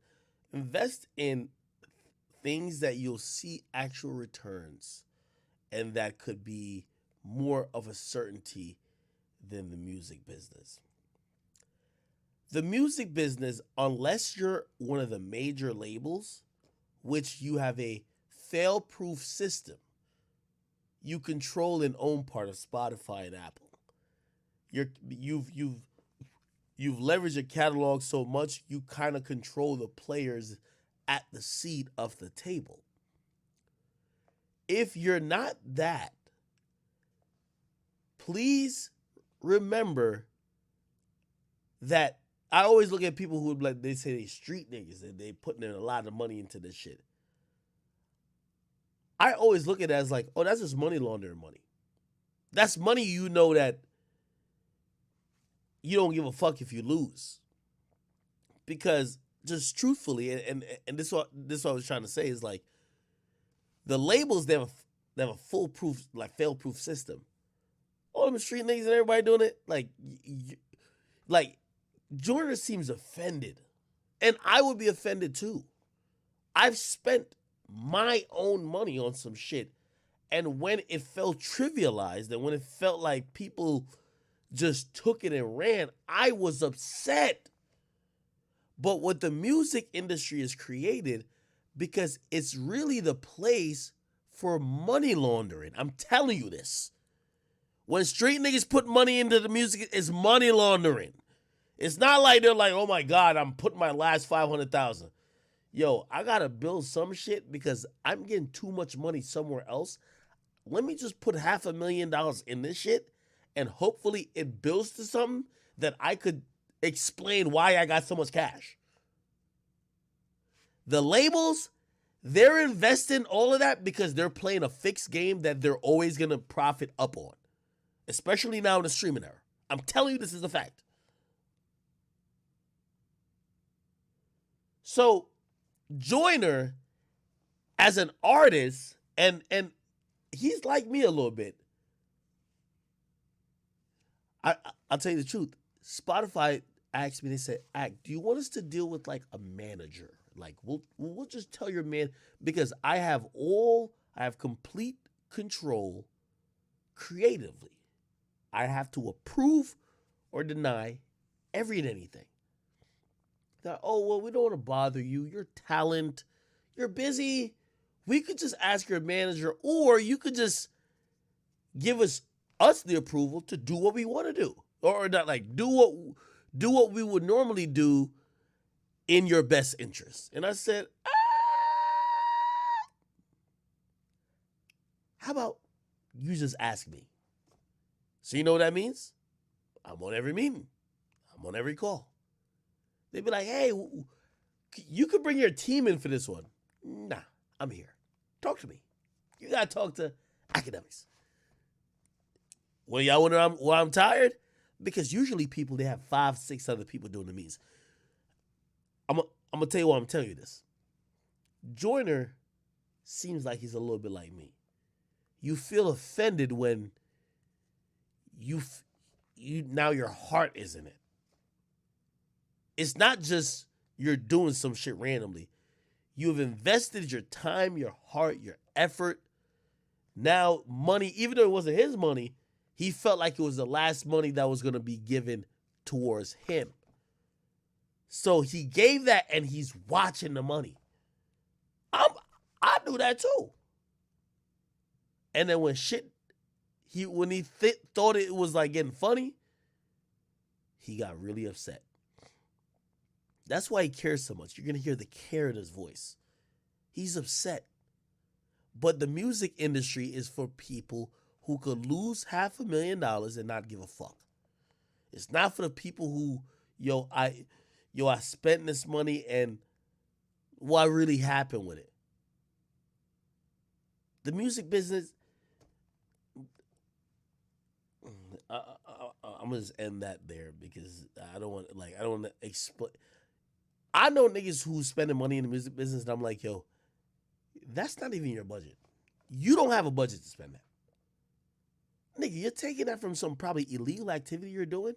You're funneling it through the music business. You're hoping that something pop off in music that you could explain and act like all the money you're getting is music. It's not the case. But I digress. Let me keep playing this. Radio got paid, such and such. Nowhere in this memo they said anything about radio. We were already paying radio. D and Shadow and them niggas or whoever the fuck is out here in New York doing anything. We already was doing that shit. We didn't pay you for radio. That's not why we got you. That's not why so you telling me right now that we paid radio with that? Where? How? I'm looking at the memo right now that you sent me. Nowhere in this motherfucker does it say you was going to put 20, 30,000 in radio. It don't say that. All it says was radio interviews. We didn't even get no fucking radio interviews. There was no show openings. There was no blog placements. And what you talking about? That's another thing too, right? And this, and I talked to Karen, by the way. You know, I said to her, so first of all, you're not paying the Breakfast Club for an interview. Let's be very clear. You're not paying me for an episode of Off the Record. That's not happening. If that was the case, and that's where the street niggas, they be coming in like, oh, we could get money too. Everybody would just pay for the shit. Be like, yo, so if I give you like 10 grand right now, you do an episode, or 20 grand, you do an episode with me? No. What was that? What was I saying? I just forgot. Fuck. Oh, the interview shit. You know, the money that you thought that was going to be allotted for radio interviews was going to be Karen cold calling Charlemagne, cold calling Ebro, cold calling Big Boy, and all the other like media personalities from big markets, and asking them for a favor. Hey, you know, I'm working with this one artist named Joyner Lucas. Like, yo, he loves your platform. Yo, remember when I did this for you, Charlemagne, or blah, blah, blah, or whoever else? Yo, could you guys give him a Breakfast Club interview? Could you guys give him a Hot 97 interview? Could you guys give him a Real 92.3 interview? Them niggas ain't getting paid for the interviews. Like, you're not paying iHeart to get interviewed. You know what I mean? So the money you got to think about like that is that you're paying her to try to use her relationships. But here's the thing. She might try to use her relationships and everybody still says no. That's why it gets tricky. You're paying her to use her relationships and she might use it and everybody still say no. Let me keep playing. Mix shows. We was already getting mix shows. I didn't need you for that shit. That's not why I got you, because I couldn't get a fucking mix show. I didn't get you because I couldn't get a radio interview. I didn't get you because I didn't have a little bit of a little blog traction. That's not why I got you. I felt like you sold me a fucking dream. And then you stopped answering my phone call. Mind you, I got a son on the way. And this is all I got. You feel me? So I'm real fucked up now. And then you, every time you answered the phone, it was like, nigga, what you want type shit. Like, you like, I'm bothering you. And then I noticed you said some shit on your tweet, like, or the shit that Shade Room posted, your little letter and shit, where you was like, oh, you know, artists think they have 24 access to you. Motherfucker, if I just handed you 60K and I had access to you before, I should have access to you now. I can't talk to you?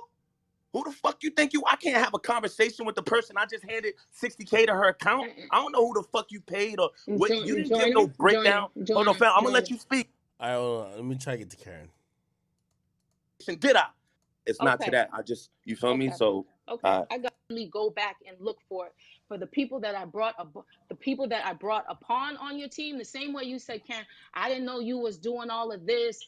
Whoop-de whoop. It's a conversation I had with Sean. I know you need certain things. The area you were from, you told me I got radio and I got city on lock here. Cool. So when it comes to interviews, when it comes to certain things, I paid a radio person for that to help with that, a PR person. So, and then can you show me context, that? Wait. Yes, can you show me that? Please. Yeah. Show me that. Okay. That's all I want to see is just show me it broken down. Just that's it. Okay. No, that's fine. But let me finish. Go ahead. So then when I guess you made a comment yesterday, someone sent it to me today. Even let's go back. So when you got upset, and all right, she says a lot, but I don't want to play this whole thing. I guess the point I was trying to say, okay, and y'all tell me what y'all think it is. If you think it's scamming, it's scamming, whatever. The thing about what Karen does, Karen connects dots, right?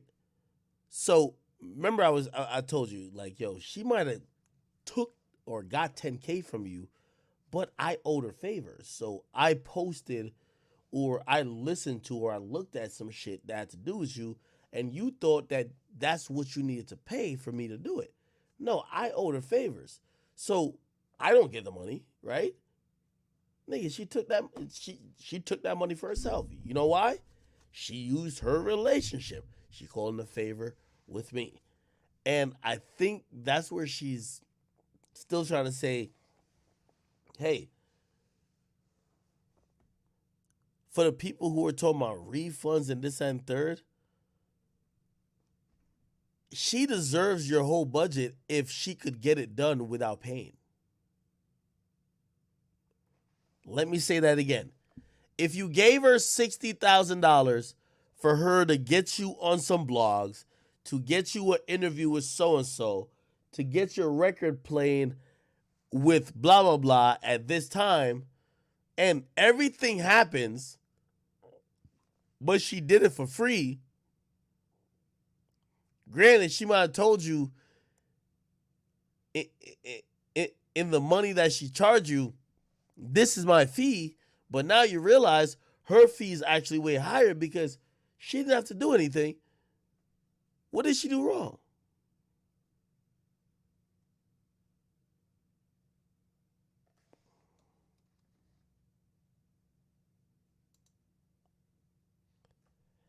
I don't know if I'm being complicated about this, no? Someone says she blocked dude. Oh, no. Hey, the way she handled him, obviously that's why I'm not sitting here and saying that, let me be clear, and I don't stick on this too much. I'm not sitting here and saying that she doesn't, that she robbed him, right? Or she didn't rob him. He's claiming points that, yo, she finessed me on money here, she did this, she ignored me here. All I'm trying to say really is that I know people that operate like Karen. And when you operate like that, you might tell someone, pay me because that's around what it costs for blah, blah to be done. And then that particular person, they get it done for free. I hope you understand that. Why she ignore him? Yeah, I'm not defending that, bro. Like, she probably thought that nigga was gonna pop. She probably thought it was fucking annoying. She probably was like, yo, damn, why this bum ass nigga keep hitting me? Probably blocked that nigga, of course. Not saying it's right. That's what she probably did. Talk about the hacking. I think Karen wild as fuck for admitting some shit like that. Karen's supposed to do her dirty work and never admit to it. But all the hacking shit, I thought that was, out of line. I don't like it. Somebody said I'm doing hella damage control. Bro, I'm not, bro. Oh my God. I'm just trying to explain to y'all, nigga, I see this industry and there's a lot of people like Karen. It's just like, how many blogs exist now? How many people do YouTube now? Are they academics? No. But you know they exist, right? What I'm trying to say is that what Karen does always is going to happen. We're in the music business. Let me again explain it to you. Radio DJs are broke as fuck. They don't get a lot of money from the station they're playing for. If they're not talking and they're only playing music, a lot of these dudes, even on the biggest radio station here, they're not getting $5,000 a month if they only have a mix show once a week. They're not getting $5,000 by the station, right? So what ends up happening, right? There's a lot of paper bag transactions going on because the platform they control is powerful. Yo, I'm going to give you $3,000 to spend this for like a week or a week and a half. They're going to take the money. So when y'all being so critical this and third, I'm like, I know the music industry is filled with all type of shit that nobody really could admit. You pay for radio, that's payola. That's illegal. But does everybody pay for radio? Yes. Everybody pays for radio. I'm sorry to tell y'all that.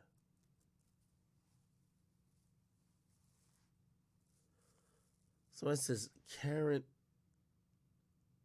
Someone says, I'm scared of going Karen bad side. Bro, stop playing with me. Nigga, if Karen had said nothing about me that was disrespectful, I go to war with anybody. Stop it, bro. Y'all gotta really stop it, man. Y'all know the type of nigga I am, bro. Y'all know the type of stop playing with me, bro. I don't give a fuck about talking about nobody. Me and Karen ain't do no business like that. I'm just telling you, the type of chick Karen is, she's a scrappy bitch who save artists. I seen her save artists. She begs platforms like mine, don't embarrass niggas. She's worked for Nicki. Nicki's a fucked up human being. She's tried to make her seem personable. That's all I'm saying, my nigga. Y'all, she not no perfect chick like Karen. I don't know her that well. But anytime I've ever had interactions with her, she's making fucked up artists look better. I'm telling you. People who do shit like Meek apparently somebody told me, yo, Meek on video beating up a chick, bro. The video never came out. Who made that shit never came out? Karen, bro. Fuck is up with y'all niggas? Y'all talking like, that's what I'm trying to say. All of these niggas, they need somebody like that because they make mistakes, they fuck up, they do human shit. They do human shit. So I'm not going to sit here because I watch all this shit. I bring a lot of shit to the forefront and y'all still look at me like I be lying. Most of this industry behind the shield shit don't come out. And when it do come out, y'all don't even believe it. Because you got somebody who's specifically working to make sure them artists look good. Forget Karen. There's always somebody like that. Karen's the best at what she does.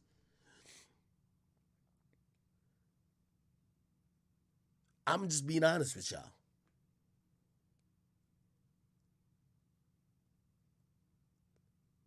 You know how many skeletons?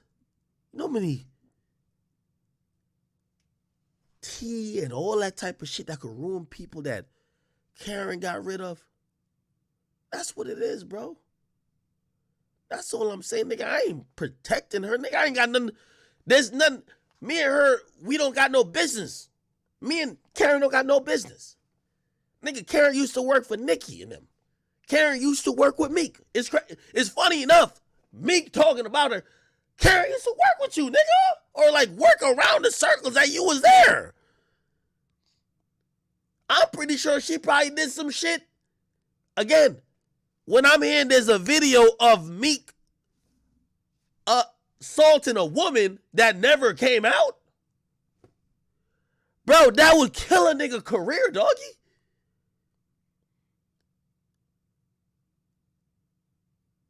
So this is exactly that's why I just stay to myself, because me, I don't do all that shit. Somebody do something to me, I bring it to the forefront immediately. Karen Civil been playing and doing dirty work for a lot of people for a lot of years. I'm just not with it when all y'all fucked up, and when I ain't into the mom mentality. Y'all artists is fucked up. Y'all had Karen do mad dirt for y'all. Some of y'all should be canceled. Y'all are pieces of shit.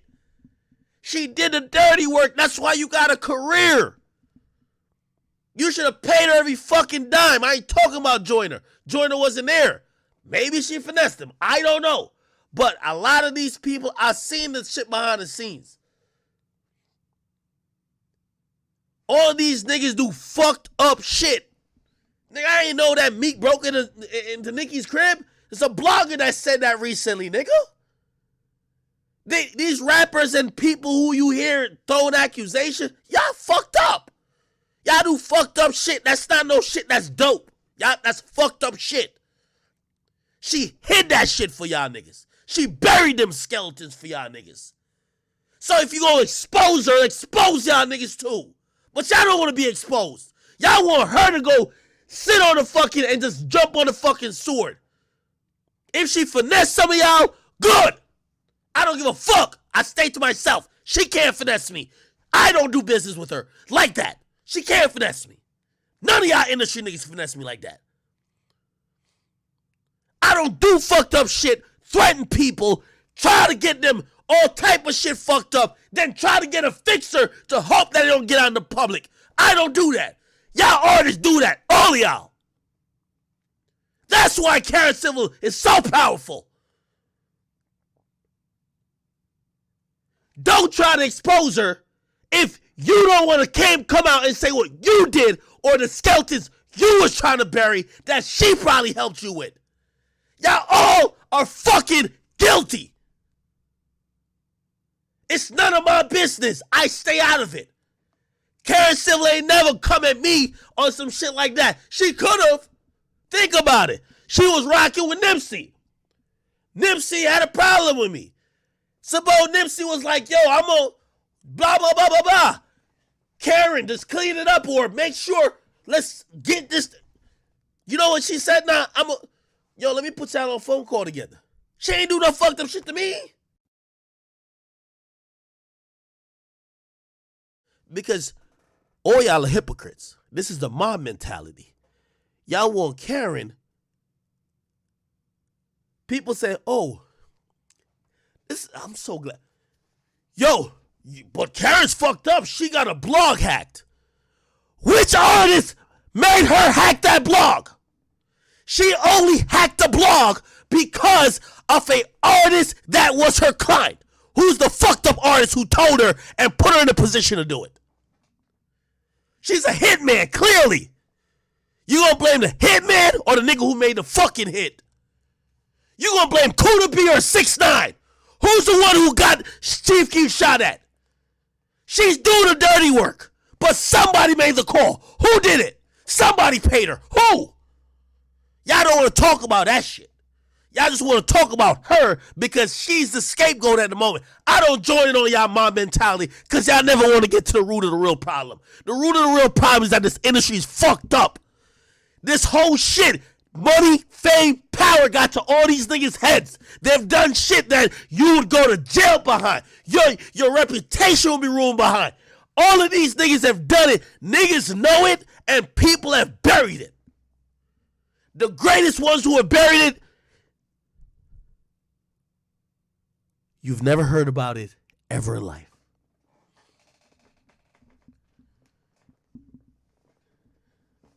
You ever sat down and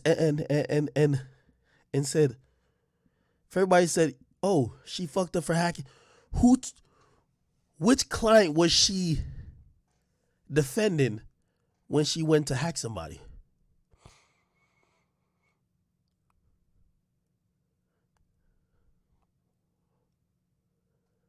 That's all you need to ask to figure out where the fucked up shit started.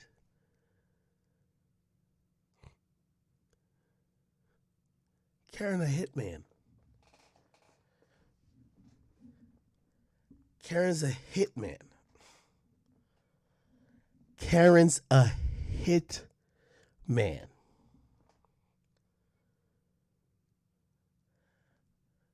Remember I told y'all, I always told y'all Nicki fake. Nicki will kick some real shit sometime, but Nicki be acting like she don't do the weird shit. She recently just exposed herself. She leaking journalist number. Nicki been the only artist who I see that kind of low-key wink, tell her fan base is cool to bully people by leaking their phone numbers, doxing them, all type of weird shit. Recently, she got so fucking unhinged, she leaked the journalist number her damn self. I was watching her.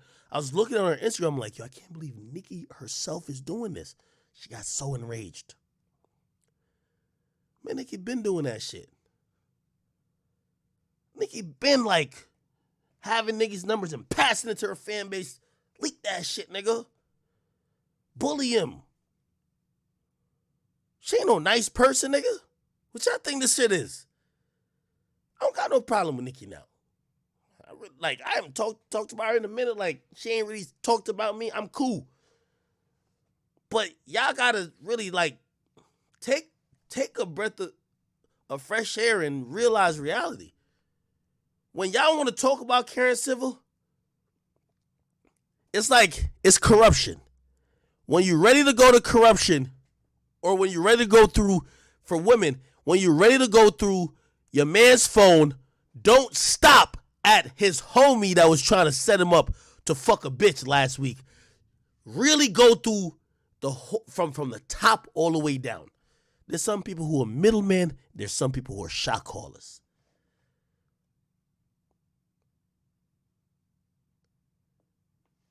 If you're talking about just Karen and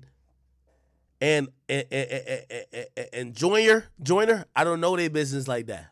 I stay out of it. If he got a problem with it, he should sue her ass. Sue her. Sue her! Sorry, sue her, nigga. The other chick, sue her. Sue her. If you want your 60 grand back, nigga, sue her, nigga. She ain't performed the duties that she should have performed. She don't want to give you answers on Clubhouse, nigga. Sue her ass, nigga. What you about to do? Just keep talking about this for 7 years? Sue her ass. You seen the other girl sue her. Oh, okay. This is a PR thing. Y'all ain't trying to really get no real actual, like, results. When I just tell you BTA nominate me, I ain't gonna sit and complain about them. Think I'm in my own shit.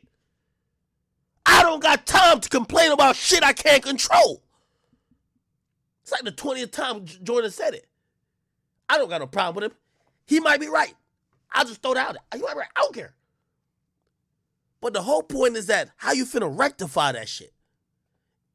Fine, you got finesse, and what?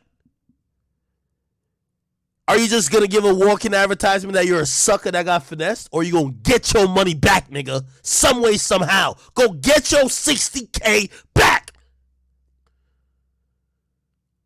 And if you don't get it back, you just looking like a fool, and the next nigga gonna finesse your ass too. Go get it back.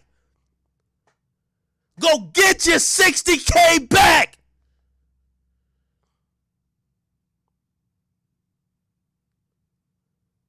What you think, she about to be canceled? She's a hitman. She buries skeletons. Every nigga always gonna need the hitman, the dirty work person. She will never be canceled. I'm telling you this. So you think you making some... No, you're not. You're not doing nothing. And by the way, she's dope as fuck. She got all her public brands. She's with Louis Vuitton. She works for fucking Louis Vuitton.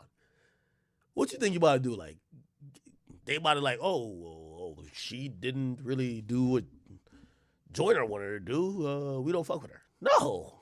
She worked with Hillary Clinton.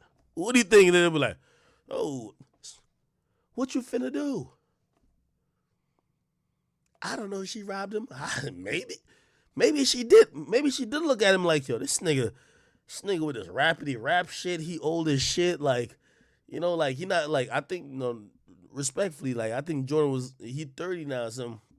Maybe she was looking at him like, yo, he not like he ain't pop off yet. He kind of old to be doing this type of shit. He ain't gonna pop off, but he got an investor. Man, give me this fucking 60K, nigga. I'm going on vacation. Going on vacation with your money, nigga. I bet she did it. All right, let's say she did. What you finna do? But that's why when people talk about like, yo, why your platform not posting this? Nigga, if y'all want me to expose the whole industry, be ready to talk about the whole industry, because I am. I ain't here to just talk about who y'all ready to try to out one day. Let's talk about everybody. Because when I was talking about Nicki, I was all fucking quiet. When I was talking about how Nicki controlled a million things, I was quiet. And I let it go. I realized, okay, that's the game. That's the game. We will talk about artists who got skeletons buried. Let's talk about it all. But y'all don't want to talk about it all. Y'all just only want to talk about certain people. Again, picking and choosing. I ain't got no time for y'all agenda. Whatever Karen Silver got going on, she's a savage. I'm going to tell y'all this right now. She going to power through it, and every nigga who talks shit about her, she going to fuck up. I'm going to tell you straight up. She going to fuck y'all niggas up in some way, somehow, because she's just a scrappy motherfucker like that, where she's going to be in some advantageous, powerful situation where she could fuck up your situation. And as much you think whatever, blah, blah, blah, yeah.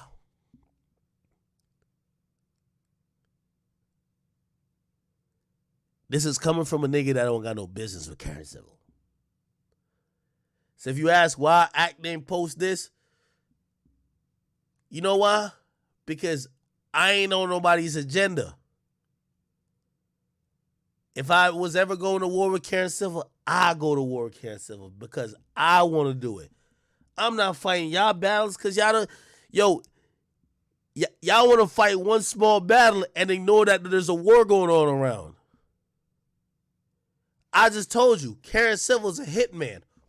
You should be asking Matt another question. She's a hitman for who? Who does she work with? What are those artists doing? If she getting blogs hacked, why does she have to be moving in this type of way? What are those artists doing? Why those artists are employing her? Why those artists need these drastic methods to try to erase whatever people might know about some shit they did? Y'all ain't asking that question. Y'all just randomly found out, like no disrespect to Karen, but now people didn't know about her, and at least some of the newer generation, and they were like, oh my God, we know about her now. Y'all not asking the right question. If y'all trying to go down a rabbit hole, go all the way down the shit.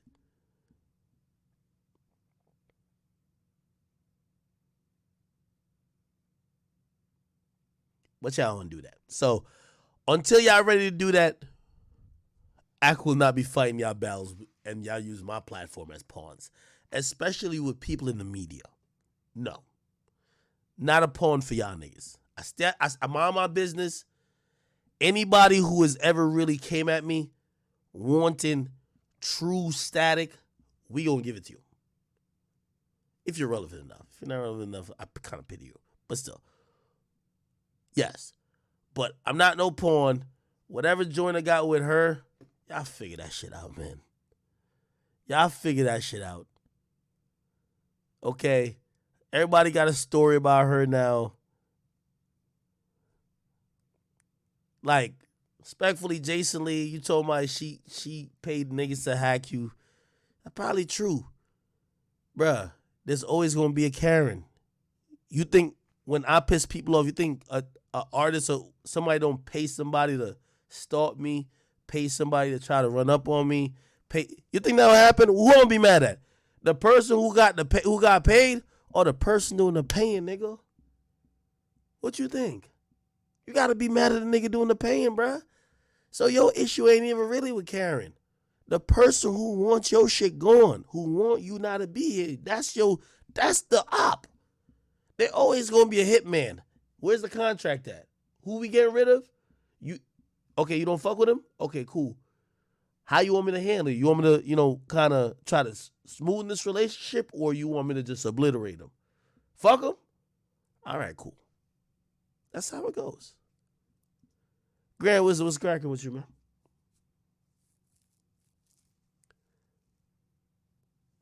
It is what it is. Go watch Scandal. I know this, it felt like a girl show when it was airing. Olivia Pope, right? Olivia Pope, the character. I think a lot of people consider her character fucked up and shit like that too. But her character was fucked up because of other people that she was trying to protect. It wasn't she trying to take over all this shit. She was protecting all type of other motherfuckers. She was just smart enough, witty enough, and scrappy enough to get all that shit done. That's it.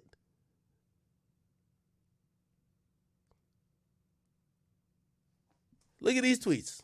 I've been telling you, yo, do you know the fucking Barbs? Which, by the way, that's another thing I want to talk about. Did y'all see the physical representation of the Barbs when they went to march for Nicki Minaj? How lame these people look, bro. These are the people who I guess now I understand why, I think social media a little bit, they start shadow banning and people, they start censoring shit a little bit. Obviously, they have other things, they have agendas and shit. But let me go to my page. When I seen that Nicki Minaj tweets fucking spurred a group of people to go out and fucking protest.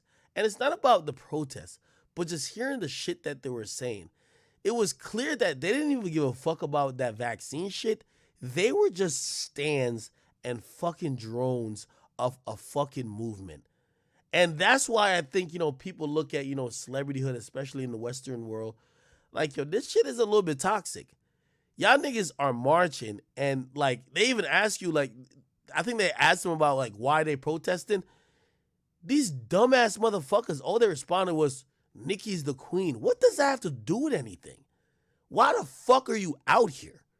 But in reality, that little weird twisted audience, which by the way, I've said the fucking Barbs are 30.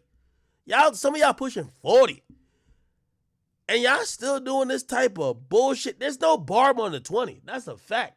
The new chicks on the 20 love Sweetie. And they love City Girls. They don't love no Nicki. Nicki got some old songs. You feel me? The new chicks on the 20, bro, they either don't have their favorite yet or they like other chicks. These Barbs are old as shit. Feel me? A lot of them's just miserable. And a lot of them, obviously I told you, it's a lot of gay dudes. Really, that's part of the Barbs. Where the fuck is this little protest video? This was fucking sad. Y'all tell me, did I pass it? I probably did pass it.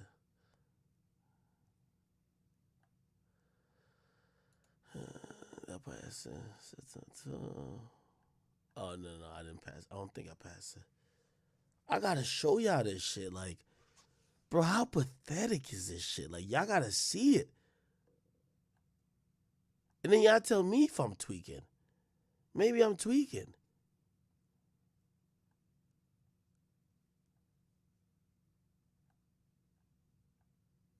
Wait, I don't know if maybe Instagram took it down. And by the way, oh yeah, I got it. And by the way, I think some of the stuff Nicki said about the vaccine could be fair. I'm not tripping too much on her opinion. But look at these fucking weirdos right here. These are the barbs. You ever wonder what the fucking barbs look like? They're right here. I told you. They're all like 30 plus. Look at them. Bang. They couldn't even articulate why they were fucking like protesting. You know what they said? Nicki's the queen. They're drones. It's like the queen bee and the fucking worker bees. Look at these joints. Look at them. Go ahead. What brings you here? We are here because CDC has been lying to us for so long. Nicki Minaj fans in Atlanta say they Look at these motherfuckers here. trust her medical advice about the COVID-19 vaccine. Nicki, the queen of rap. Nicki, the queen of rap.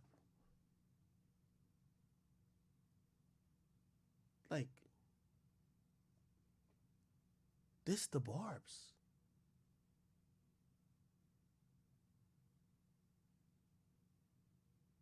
Like, this the barbs. Yo, one day, I think the Nicki Hive leaked like one of my old numbers, and they were like, it's like 1 million people calling me. And I was really thinking, some people were like, yo, you squirrel looking bitch, don't ever talk about the queen. And then people, they left voice notes, you fucking bitch, leave our queen alone. And I was thinking the whole time as I'm looking at my phone, how do these people look like? They're right there. They're fucking right there, my nigga. These grown-ass motherfuckers.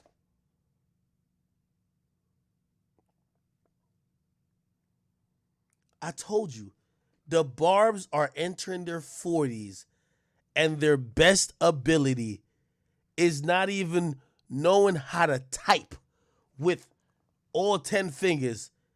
Their biggest attribute or skill set is that they know how to spam phone calls or they know how to spam your Instagram.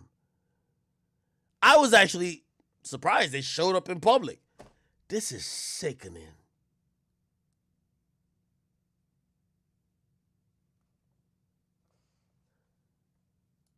Stand up. Nicki, multiple platinum plaques. Yes. Stand up. You know this is a barb when they told about the vaccine and they told about Nicki's plaques. What the fuck that got to do with why y'all out here? Nicki multiple platinum plaques. Up and said, I'm questioning this vaccine. And we should all question this vaccine. Fans even showed up to the Center for Disease Control headquarters on Wednesday in Durant Hills to show support for the platinum rapper's latest tweets. This one is for the boys with the booming system, top down AC. She claimed her cousin's friend in Trinidad. While I support Nicki's free speech, I understand why sometimes maybe the government might be like, yo, if we leave it up to these fucking celebrities who really don't give a fuck about the well-being of people, right? They only give a fuck about their own career and where that might take them and, you know, kind of benefiting off the people who are sworn drones to them. Maybe that's why they feel they gotta, like, you know, neutralize some of their influence. I don't know. I never thought a fucking rapper could have people protesting. And when they asked her why they were protesting, this chick got multiple platinum plaques. So whatever she said about the vaccine is just fact. I'm like, okay. This shit is sad. This is the world we live in.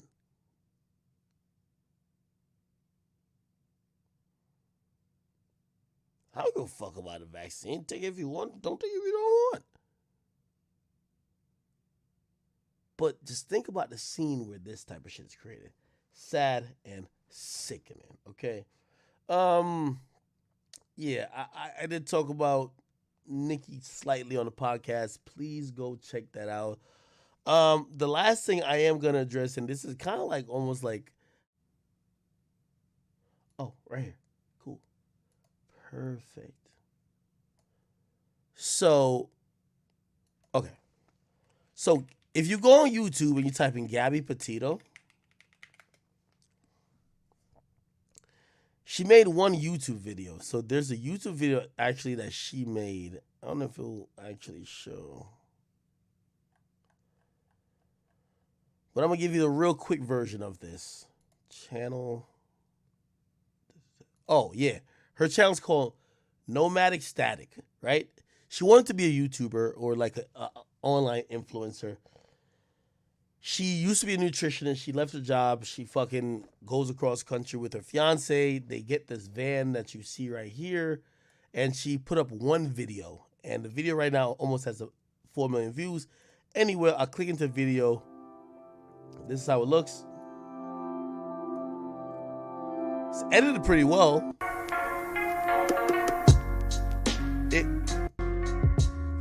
It's actually showing a lot of perfection. It looked like just happiness. They're having a good time.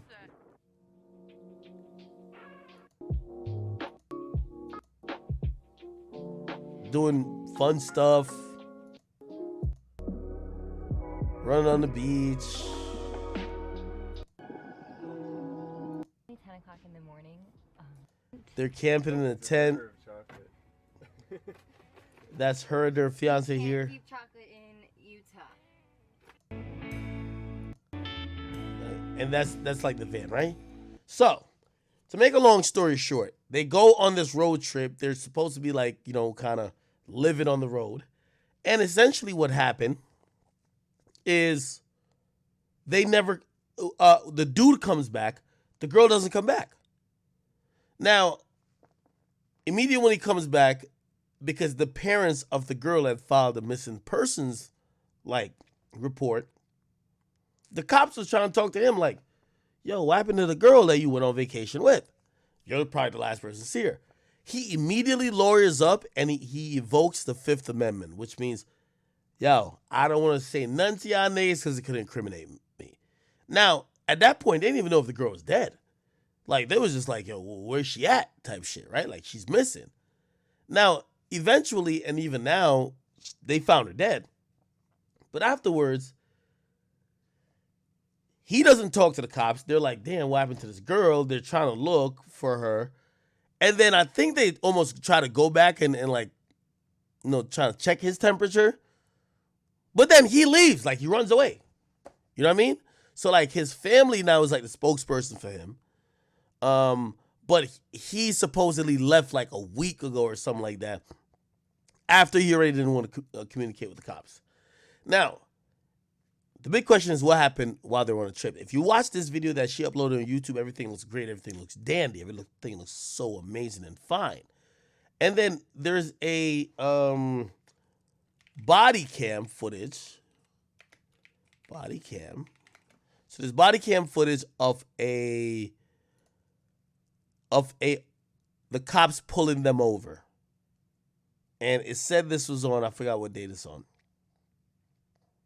Oh, it should be right here. This is on the 12th of August. Now, again, I want to speed through this. So, the cop pulls them over. Turn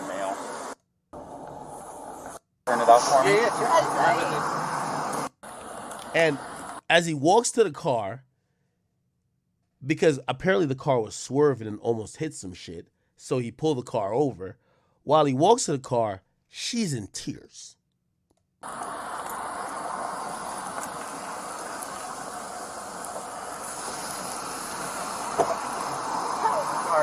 You want to place your vehicle into park and go ahead and turn it off for me? No, park? Oh, it isn't park yet. Okay, turn off your engine. Go ahead and set your keys on the dash for me, all right? What's your guys' names? Gabby. I'm Brian. Gabby, Brian? Okay. What's going on? How come you're crying? I'm sorry, we've just been fighting this morning.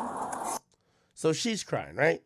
I'm making this really short and simple for y'all. Anyway, he takes her out the car. She starts explaining what's going on. I guess my vibe is like I am like in a bad mood. And I was just saying, I'm sorry if I'm in a bad mood. I've just been really stressed. I had so much work I was doing on my computer this morning. What do you do for a living? Well, I used to work at an organic juice bar, but I just quit my job. Okay. I was a nutritionist. That was my That's job. cool. And I just quit my job to travel across the country. And I'm trying to start a blog. I have a blog and stuff. So I've been building my website. So I've just been really stressed. And he doesn't really believe that I could do any of it. So that's kind of been like a, I don't know, he's like down there. I don't know. We've just been fighting. Okay, so basically she started crying, blah, blah. Anyway, they go talk to the dude, and they see that the dude got scratches on him. And basically the dude admits that, yo, the reason why I was swerving and shit like that, like she was beating me up while I was driving. So let me show right here. Scratches on your face? She had her cell phone in her hand. That's why I was pushing her away. Because she wanted me. I locked the keys so I could walk away. I said, let's just take a breather and let's not, go anywhere. Let's just calm down for a minute because she was getting a little worked up. And then she had her phone and was trying to get the keys from me, so I got in the way. I was just trying to. I know I shouldn't push, but I was just trying to push her away to go. Let's just take a minute, step back, and breathe. And she got me with her phone. Can I see your hand? Oh, you got a mark right here. Oh, that's from a wire. That's from a wire? Yeah. You want to tell me about hitting that curb? Hitting the curb was her grabbing the wheel. She grabbed the wheel? Yeah. She said, I can't believe we're getting pulled over, and then she grabbed the wheel.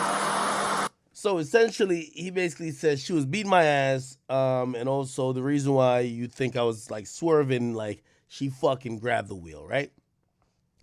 Now, in any state, that's like domestic violence, instantly, right? And she didn't say anything about him hitting her. He did admit that he pushed her, which usually means like, cops usually, even if you defend yourself as a dude, if you do anything back violent, she could be beating your ass. If you push her off you, that's also considered violence on your part. They're gonna lock both y'all up, right? And what about the speed? Did she take over the? And essentially, they have to make a decision what they're gonna do, right?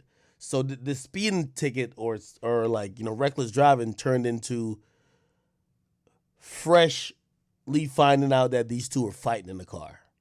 No, I over the pedal on you. I'm good. All right. Then I'm gonna show you the most white privilege shit you've ever seen in life. So if you black and this happens, y'all both going to jail, or at least the female's going to jail because the dude has scratches on him, like visible scratches, bruises. She has nothing. Somebody's going to jail. Instead, it was the craziest shit I've ever seen.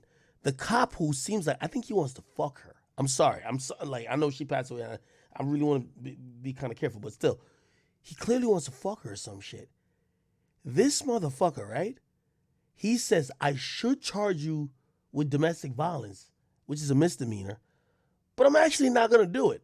I'm just going to recommend that y'all just leave each other alone. When the fuck have y'all ever seen a cop say that? Yeah, I should charge you with. Actually, most states, if they don't charge you with domestic violence, they get fired. But listen to this shit. Listen to this.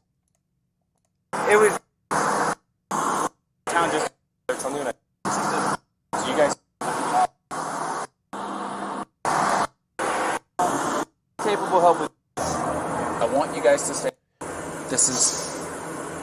I understand that this can feel like it's a nightmare, but you're coming out as the gold. Here. You're 22, right?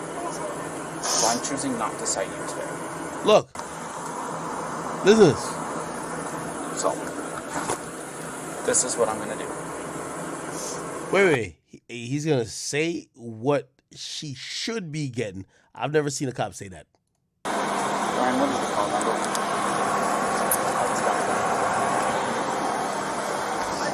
Thank you guys for helping us. Oh, yeah, no problem. Have a good day. My phone number? Yeah. All right, come on. Move on to the next chick.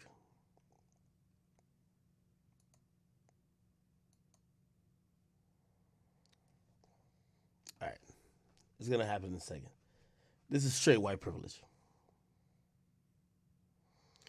Oh, yeah, if the boyfriend was... Listen to this. I've never seen this shit before. I've never seen this shit before. All right. By the way, you know when the term Karen comes up? This is why Karen is the thing. But no, by the way, if the chick was black, she's arrested. So she pretty much admits she was beating his ass. He got bruises. If these people are people of color, you're going to jail. Listen to what this cop says to her. And this is why the word Karen is a thing. Because you know what a Karen is? It's usually a white chick, but a Karen could be anybody, right?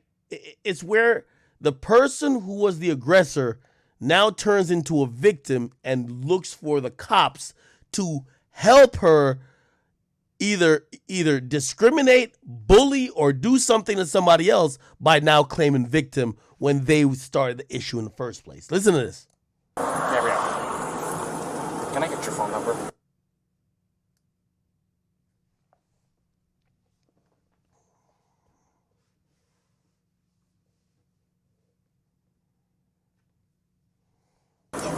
It should just be in like Zion.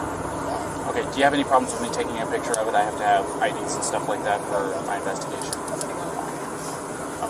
Here. So, this is what I'm going to do. Listen, I've decided I am not going to cite you for domestic violence battery, okay? It was only going to be a Class B misdemeanor. However, the domestic violence portion of it enhances it. Makes life a major pain in the butt, especially you're 22, right? So I'm choosing not to cite you today. The more he talks, the more she cries. I don't want to say she's playing victim, but like, listen. You are not going to be charged with it. All right? But this is what I do have to do. Look. I am separating between you tonight. Okay? So he's telling her, I'm not going to lock you up. So what's the alternative of locking her up? You're never going to believe it. He's going to kick the guy out the car. Give her the car. Listen to this. It's just ridiculous. I want you guys both. And by the way, my stance on this is if the cops did their job and treated like it was a black person or somebody else, one of these people would have been arrested, if not both of them. If one of them were arrested, I don't believe somebody dies. To be tonight away from each other, relax, breathe, crying, because there's no reason to be crying now, okay? I understand that this can feel like it's a nightmare, but you're coming out as the golden flower on top of the nut, okay? So, I think it's been been game. The band tonight, and you're going to go somewhere else. I am going to get him lined up for the hotel room tonight. I want you guys to stay away from each other. For both of you guys the same. From what you told me and what he told me, you guys have a bunch of little things that are building up, and finally the little string that you guys were tight walking on broke tonight. Does that sound about right? So, I just want everybody to breathe, get a chance away from each other, go eat a meal. Yo, you ever heard a cop talk like this?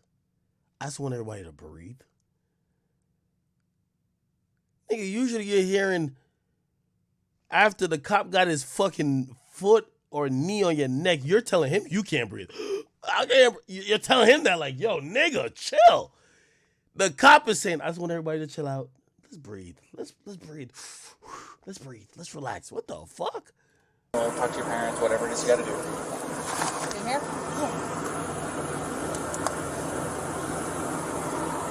They put her in the back of the cop car. They don't even close the door. Yo, if you black, you're in handcuffs and the door's closed. Facts. You're not hopping. They're not leaving the door open like that. You can just get out and run whenever you want to. No. You're in handcuffs and you're in the back of that bitch with the door locked.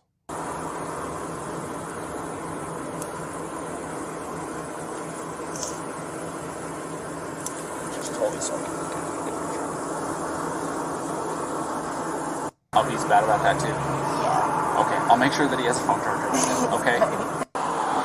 Yo, this is another thing. The cop knew she was about to link with the nigga because she was telling the cop, like, I know you're going to separate him, but yo, could you make sure he has a phone? Like, why the fuck you care if he got a phone? She finna call that nigga. Duh. So if you ask me what happened, they linked up after this shit. and some shit probably went left again, and that nigga clapped her.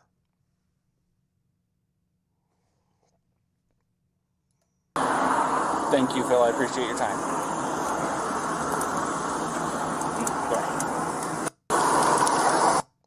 Place where you can shower, decompress, de-stress a little bit. Alrighty. Yeah, I just showered yesterday at one of those. Well, you didn't have today happen yesterday. It's basically from here to Moonflower. Okay. Okay? It's not far at all. So, the van. So the cops say they gotta separate, basically trying to get them to not be around each other. Remember, he didn't charge nobody with domestic violence. Now, this chick is basically starting to cry more and ask her where the nigga's gonna be at. Look. Alrighty. So, here's that. I'm giving him a ride over to the hotel. Listen. Okay? So, everything's gonna be okay. Will it be a far drive for me to get him in the morning? Will it be a far drive for me to get him in the morning? The point of this is you're not supposed to be linking with... Y'all might as well just let them drive away together right now then. She basically telling you, are you bringing them to a hotel that's mad far from me to like go pick that nigga up? Yo, the cop is retarded. Why the fuck is you separating them right now? Nigga, she actually said to the cop at first says, I'm not going to tell you where he's going to be at. But the more she cries, the cop he's kind of like either simp or he'd be like, all right. So she's like, is it going to be a far drive for me to pick him up in the morning? You know what she's supposed to say? Yo, I gave you a break to not get arrested. Don't link up with that guy. Stay away from him. Go home. That's what you're supposed to say. I'm just curious. I'm not going to tell you where he's going to be at tonight. I know. Like I said, I want you guys to be separated. But I can tell you this. I just don't usually drive the van, so I just want to make sure it's not like far away. No. It's...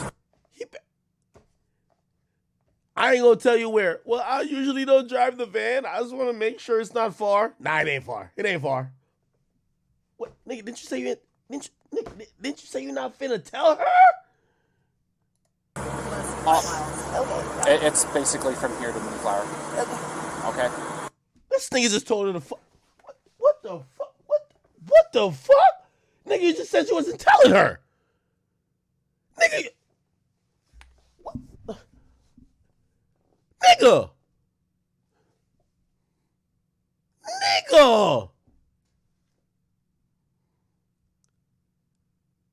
Yo, I ain't gonna tell you what's going on right now. I ain't gonna tell you where I'm bringing this nigga.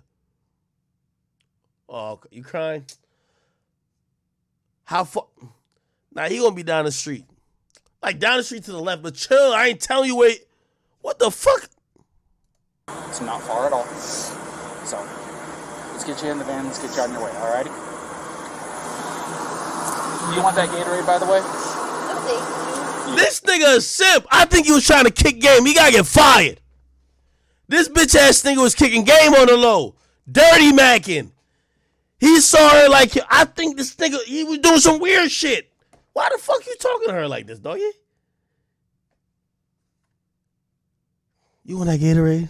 You gonna be fine. Just go, take a shower. This and that.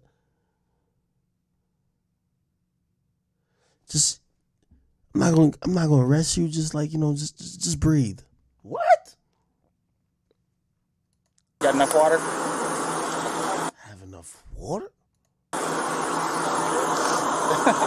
This cop care about everything except the fact that the nigga who potentially might be in trouble, who just got kicked out of his own van and she's driving his van, this nigga might be low-key mad, and the next time he see her, he might clap her. The cops forget all about that. Like, they're cracking too many jokes. Also, something I want you to know. Here, stand over here real fast for me. If you go over to City Market, they have a list of places where you can get yourself a shower for like $4 or $5, something like that. Oh, fuck no. This cop might as well say, you can come over to my crib and get a shower, right? Like, I know you probably in shower in a minute. Like, just come on my crib. I got hot water, everything. I got I got the bath bombs and everything. Just come over to my crib. Get a shower, girl. The fuck is this cop doing? I'm going to show you how slimy niggas are, too. You see how he kicking game? Wait till his female partner pull up. Watch how he try to play it off. Watch this. Pretty cheap. Place where you can shower, decompress. Look, you see the female cop right here? Female cop right here, right? Decompress. Bruh, stop it. Decompress. You trying to fuck. Stop it.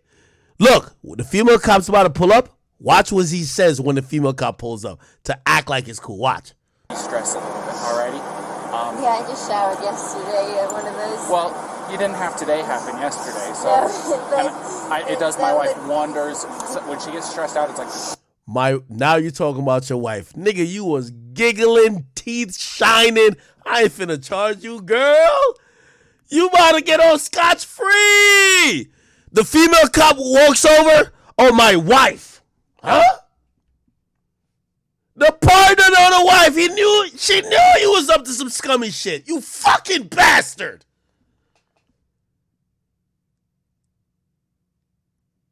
Chat, we caught him in 4K. You got caught by your body cam footage, nigga. He's kicking game the whole time. He know his partner definitely gonna snitch on him. So you know what he did? My wife, I've listened to this whole fucking footage for an hour. That nigga never mentioned his wife. The female cop walks over.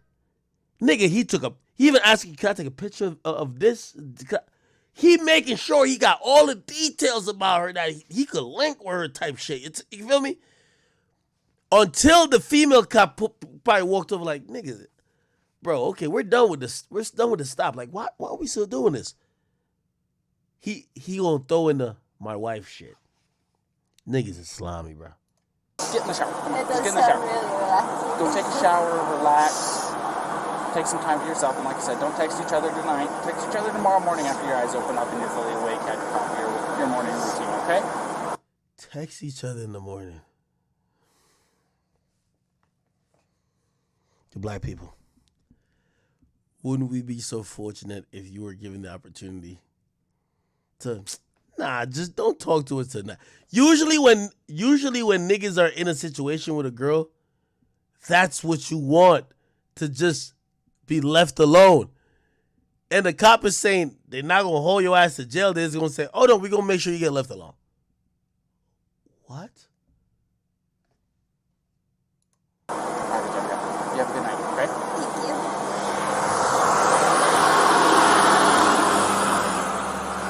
All right. I got the ladder, I get the bottom, and it's just a rattle and rattlesnake. It's different contact. So, you ready for a ride?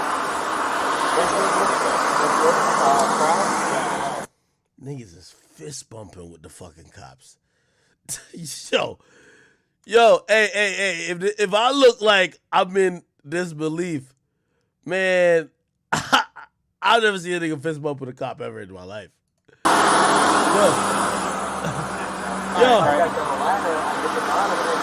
Yo, see you later, bud. I've never seen this shit. This nigga talking about anime with the cops, bro. This nigga talking about Naruto, dog. This nigga's talking about Naruto. Could you believe this shit? Fucking niggas talking about Naruto with the cops, dog. And then he give the nigga a fist bump. And he just kept it moving. You know the whole time he thinking about, I'm gonna clap that hoe. Real talk. You know, you gotta be honest about this shit, though.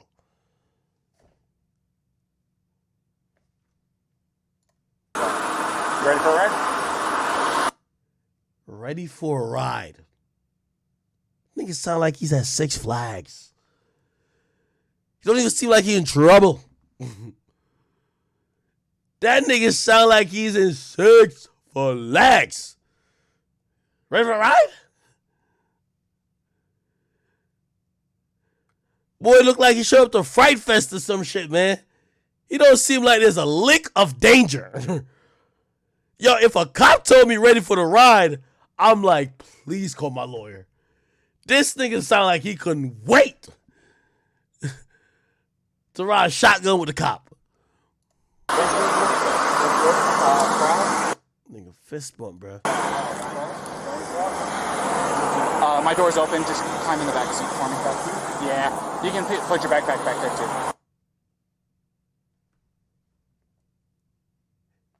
The cop just said, yo, my door's open. Just go in. Just walk in. Just climb in there like you cool. Wait, they're not going to grab his head and push it down and shove his ass in there? What? Wait, what? Thank you. I appreciate it. Sorry about that approach. I don't know what the hell I was doing. It's all right. It was an interesting bullet, so thanks, man. Daniel, by the way, if I didn't formally introduce myself, I'm Daniel. I'm 229, so if you hear that, you know who you're Oh, this nigga was simping. He didn't even know these cops. That's why every time when he was around them, his conversation changed drastically. If he said, I got to formally introduce myself, he didn't know these cops like that. Oh. I didn't tell you that I'm taking you to the jail. No, I told you I'm taking you to the hotel, so. No fucking way. They're cracking jokes like a Dave Chappelle fucking comedy special. Talking about, nigga, of course I'm not taking you to jail. I'm taking you to a hotel. Didn't already know. She did want to pass on her good nights and loves yous and stuff like that, okay? And she understands that I didn't tell her where you're staying because, like I said, I'm trying to keep you guys away from each other for tonight. Where did you say I was going? Say that again? Where did you say I was going? I just told her that you were going to a hotel. Okay? So, like I said, it's my request, not legally obligated to hold to it, but I want you guys to take some time away from each other because it will make world of difference. Oh, you're not in any trouble? You got handcuffs on? I didn't tell you that I'm taking you to the jail. No, I told you I'm taking you to the hotel. So, like I said, my main concern, I told her to go take a shower like I told you to, because she seems a lot like my wife. And things that really works for my wife is when she gets stressed out too. That nigga wanna fuck her. She seems like my wife. She seems like my side chick. What I told y'all, chat. Chat, I can read this shit from a mile away. Mile away. Truth be told, FBI, the cop was suspect too. If you ask me, I don't know who killed her. Somebody killed her. This nigga wanted some pussy. He sure did. That nigga looked like he was, I ain't gonna say all white people, but that dude looked like he was tight, but he was just like, oh yeah. But really, he was tight that chick was violating like that. Go take a long hot shower, so I gave her a place to go where she can get a hotel room, or not a hotel room, but Why this nigga keep thinking about hotels, yo? He's trying to fuck this nigga's girl at the hotel. Get a shower tonight for like $4 or $5, really cheap. So, no problem. They do work on her too. Well, I've got quite a few. Like I said, my wife has really, really bad anxiety, and she takes medication for it daily. And sometimes it's just not enough. Sometimes it builds up and it happens. This bitch nigga basically admitting that's his type. I mean, chat. I felt like if I took the medication, I'd like put myself off balance. And 5.5 years of marriage, I know it's not very long, but at the same time, you learn a lot in the first 5 years. How long you guys been together? I would say, well, we've known each other since the start of high school. Chat, there's something not right about this conversation right here. He seems too concerned with their relationship, and he keeps trying to parallel it to his. There's something not right about it. There's something not right about it. There's something not right about it. Somebody says the cop got what tattoos? Yeah, this might be some cuck shit. Who knows? Got Southskate tattoos?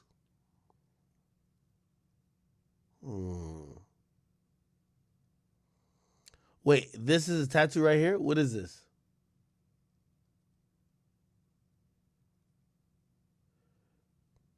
Yo, chat. Yo, chat. Y'all want to bet? Yo, we have 4 streams like this. We solved the whole fucking case. We might even find that bitch nigga, cause the nigga dipped. He like one who ran. Even though I think he might have killed himself, but if he didn't kill himself, we might be able to find that nigga before the cops, man. Be like, yo, bro, come on, get up from under that rock, bro. Come on, dog. Yo, come on, man. Come on, we found Gabby's body, bro. You gotta either start talking, or you go to jail, bro. Come on, man. Bro, come on. We not about to do that. Yo, come on, dog. We see you there, though. Nigga, we see you, stupid. We see you. All right, come on, man. Come on. You going to jail. Come on. Come on, man.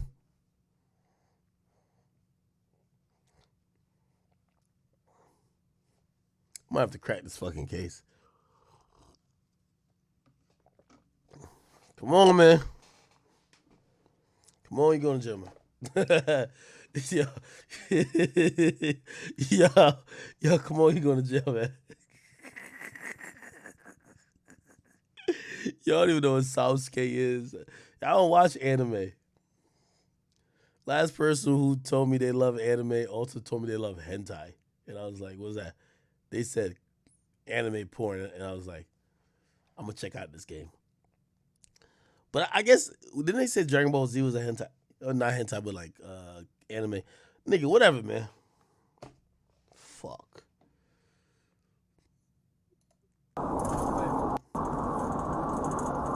Like that, but it's just, there's nothing out there for 120 miles, it seems like. Nah, there's something going on here. Anyway, chat, I do want to, this is the last thing I'm going to play. Yo, I just want to salute to, all of our, I want to call affiliates. We were once again brought up. It wasn't even flagrant too. It was brilliant. It's back. I'm going to get back on tomorrow, right, chat?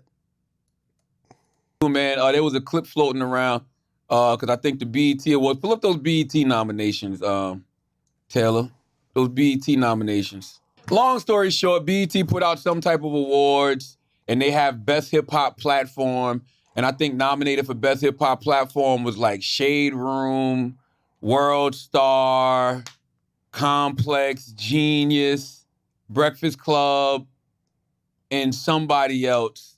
Oh, Hot New Hip Hop. Hot New Hip Hop, salute to Hot New Hip Hop. And, we were talking about it on Breakfast Club, and they were asking, like, who do we think? Oh, there it goes. Best Hip Hop Platform. Complex, Genius, Hip Hop DX, Hot New Hip Hop, Breakfast Club, The Shade Room, World Star, and Double XL. And they was like, yo, who do you think should win? And Envy said Akademiks. At first, I said Hot New Hip Hop, then Envy said Akademiks. I said, oh, shit, Akademiks. Yes, Akademiks should absolutely, positively win. He's the best hip hop platform. Where's he at? Envy and Angela was like, over us? I'm like, yes. And I'll tell you why. Yeah. I think Breakfast Club is one of the biggest platforms. Salute to Charlamagne, salute to Envy, salute to even Wax on this episode as well, and Andrew Schultz. My man also got a shout out here. I got to play in an era where that is traditional. YouTube is he's starting. I think it's maybe more than these other platforms within specifically. Traditions change. I go to DJ Akademiks and then his guy Graham Wizard Chat, and then I can't say the last part of it. What is it? It's the N-word. What? He has Nigel. Yeah, Nigel. Grand Wizard Chat Nigel. He has the funniest fucking Instagram that I follow right now. Really? Hey, the chat niggas do got the funniest Instagrams on earth. Like, listen, I'm gonna be honest. I only follow chat nigga Instagrams, and they have the funniest shit on earth. Y'all gotta check every one of them out. Of course, Grand Wizard. You gotta check out chat nigga. You gotta check out Memes Are Contagious. What's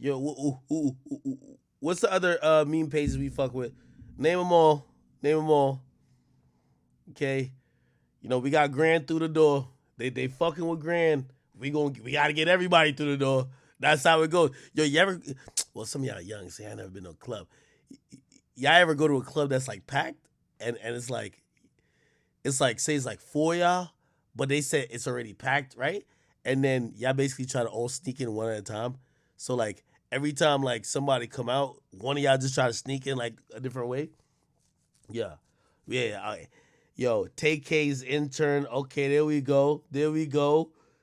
There we go. DJ Akademiks hairline. Everybody, come on, man. Everybody gotta get to the door. That's how it goes. Everybody gotta get through the door, man. The chat niggas gotta eat. Chat niggas gotta eat. I'm sorry. I'm sorry. But yeah. Nah, you guys are great and like. And I think it's a private account, so you gotta go. Like it is so fucking funny. He does these carousel, Really? bro. You would I always fucking hear Ack lose talking it. about him. I didn't know he was a real person. I'm telling you, that's Akademiks guy. I think he fucks with Ack and like helps Ack with a lot of stuff. But he also has an Instagram that's hilarious and it's comedy driven. Like the dude, I gotta look at. Meme pages on the map, baby. Let's go. Let's go. Hey, yo, let me play this. That's another thing too. When I do my award show, we doing best meme page. We gotta do best meme page. I'm gonna keep it on. We gotta do best meme page.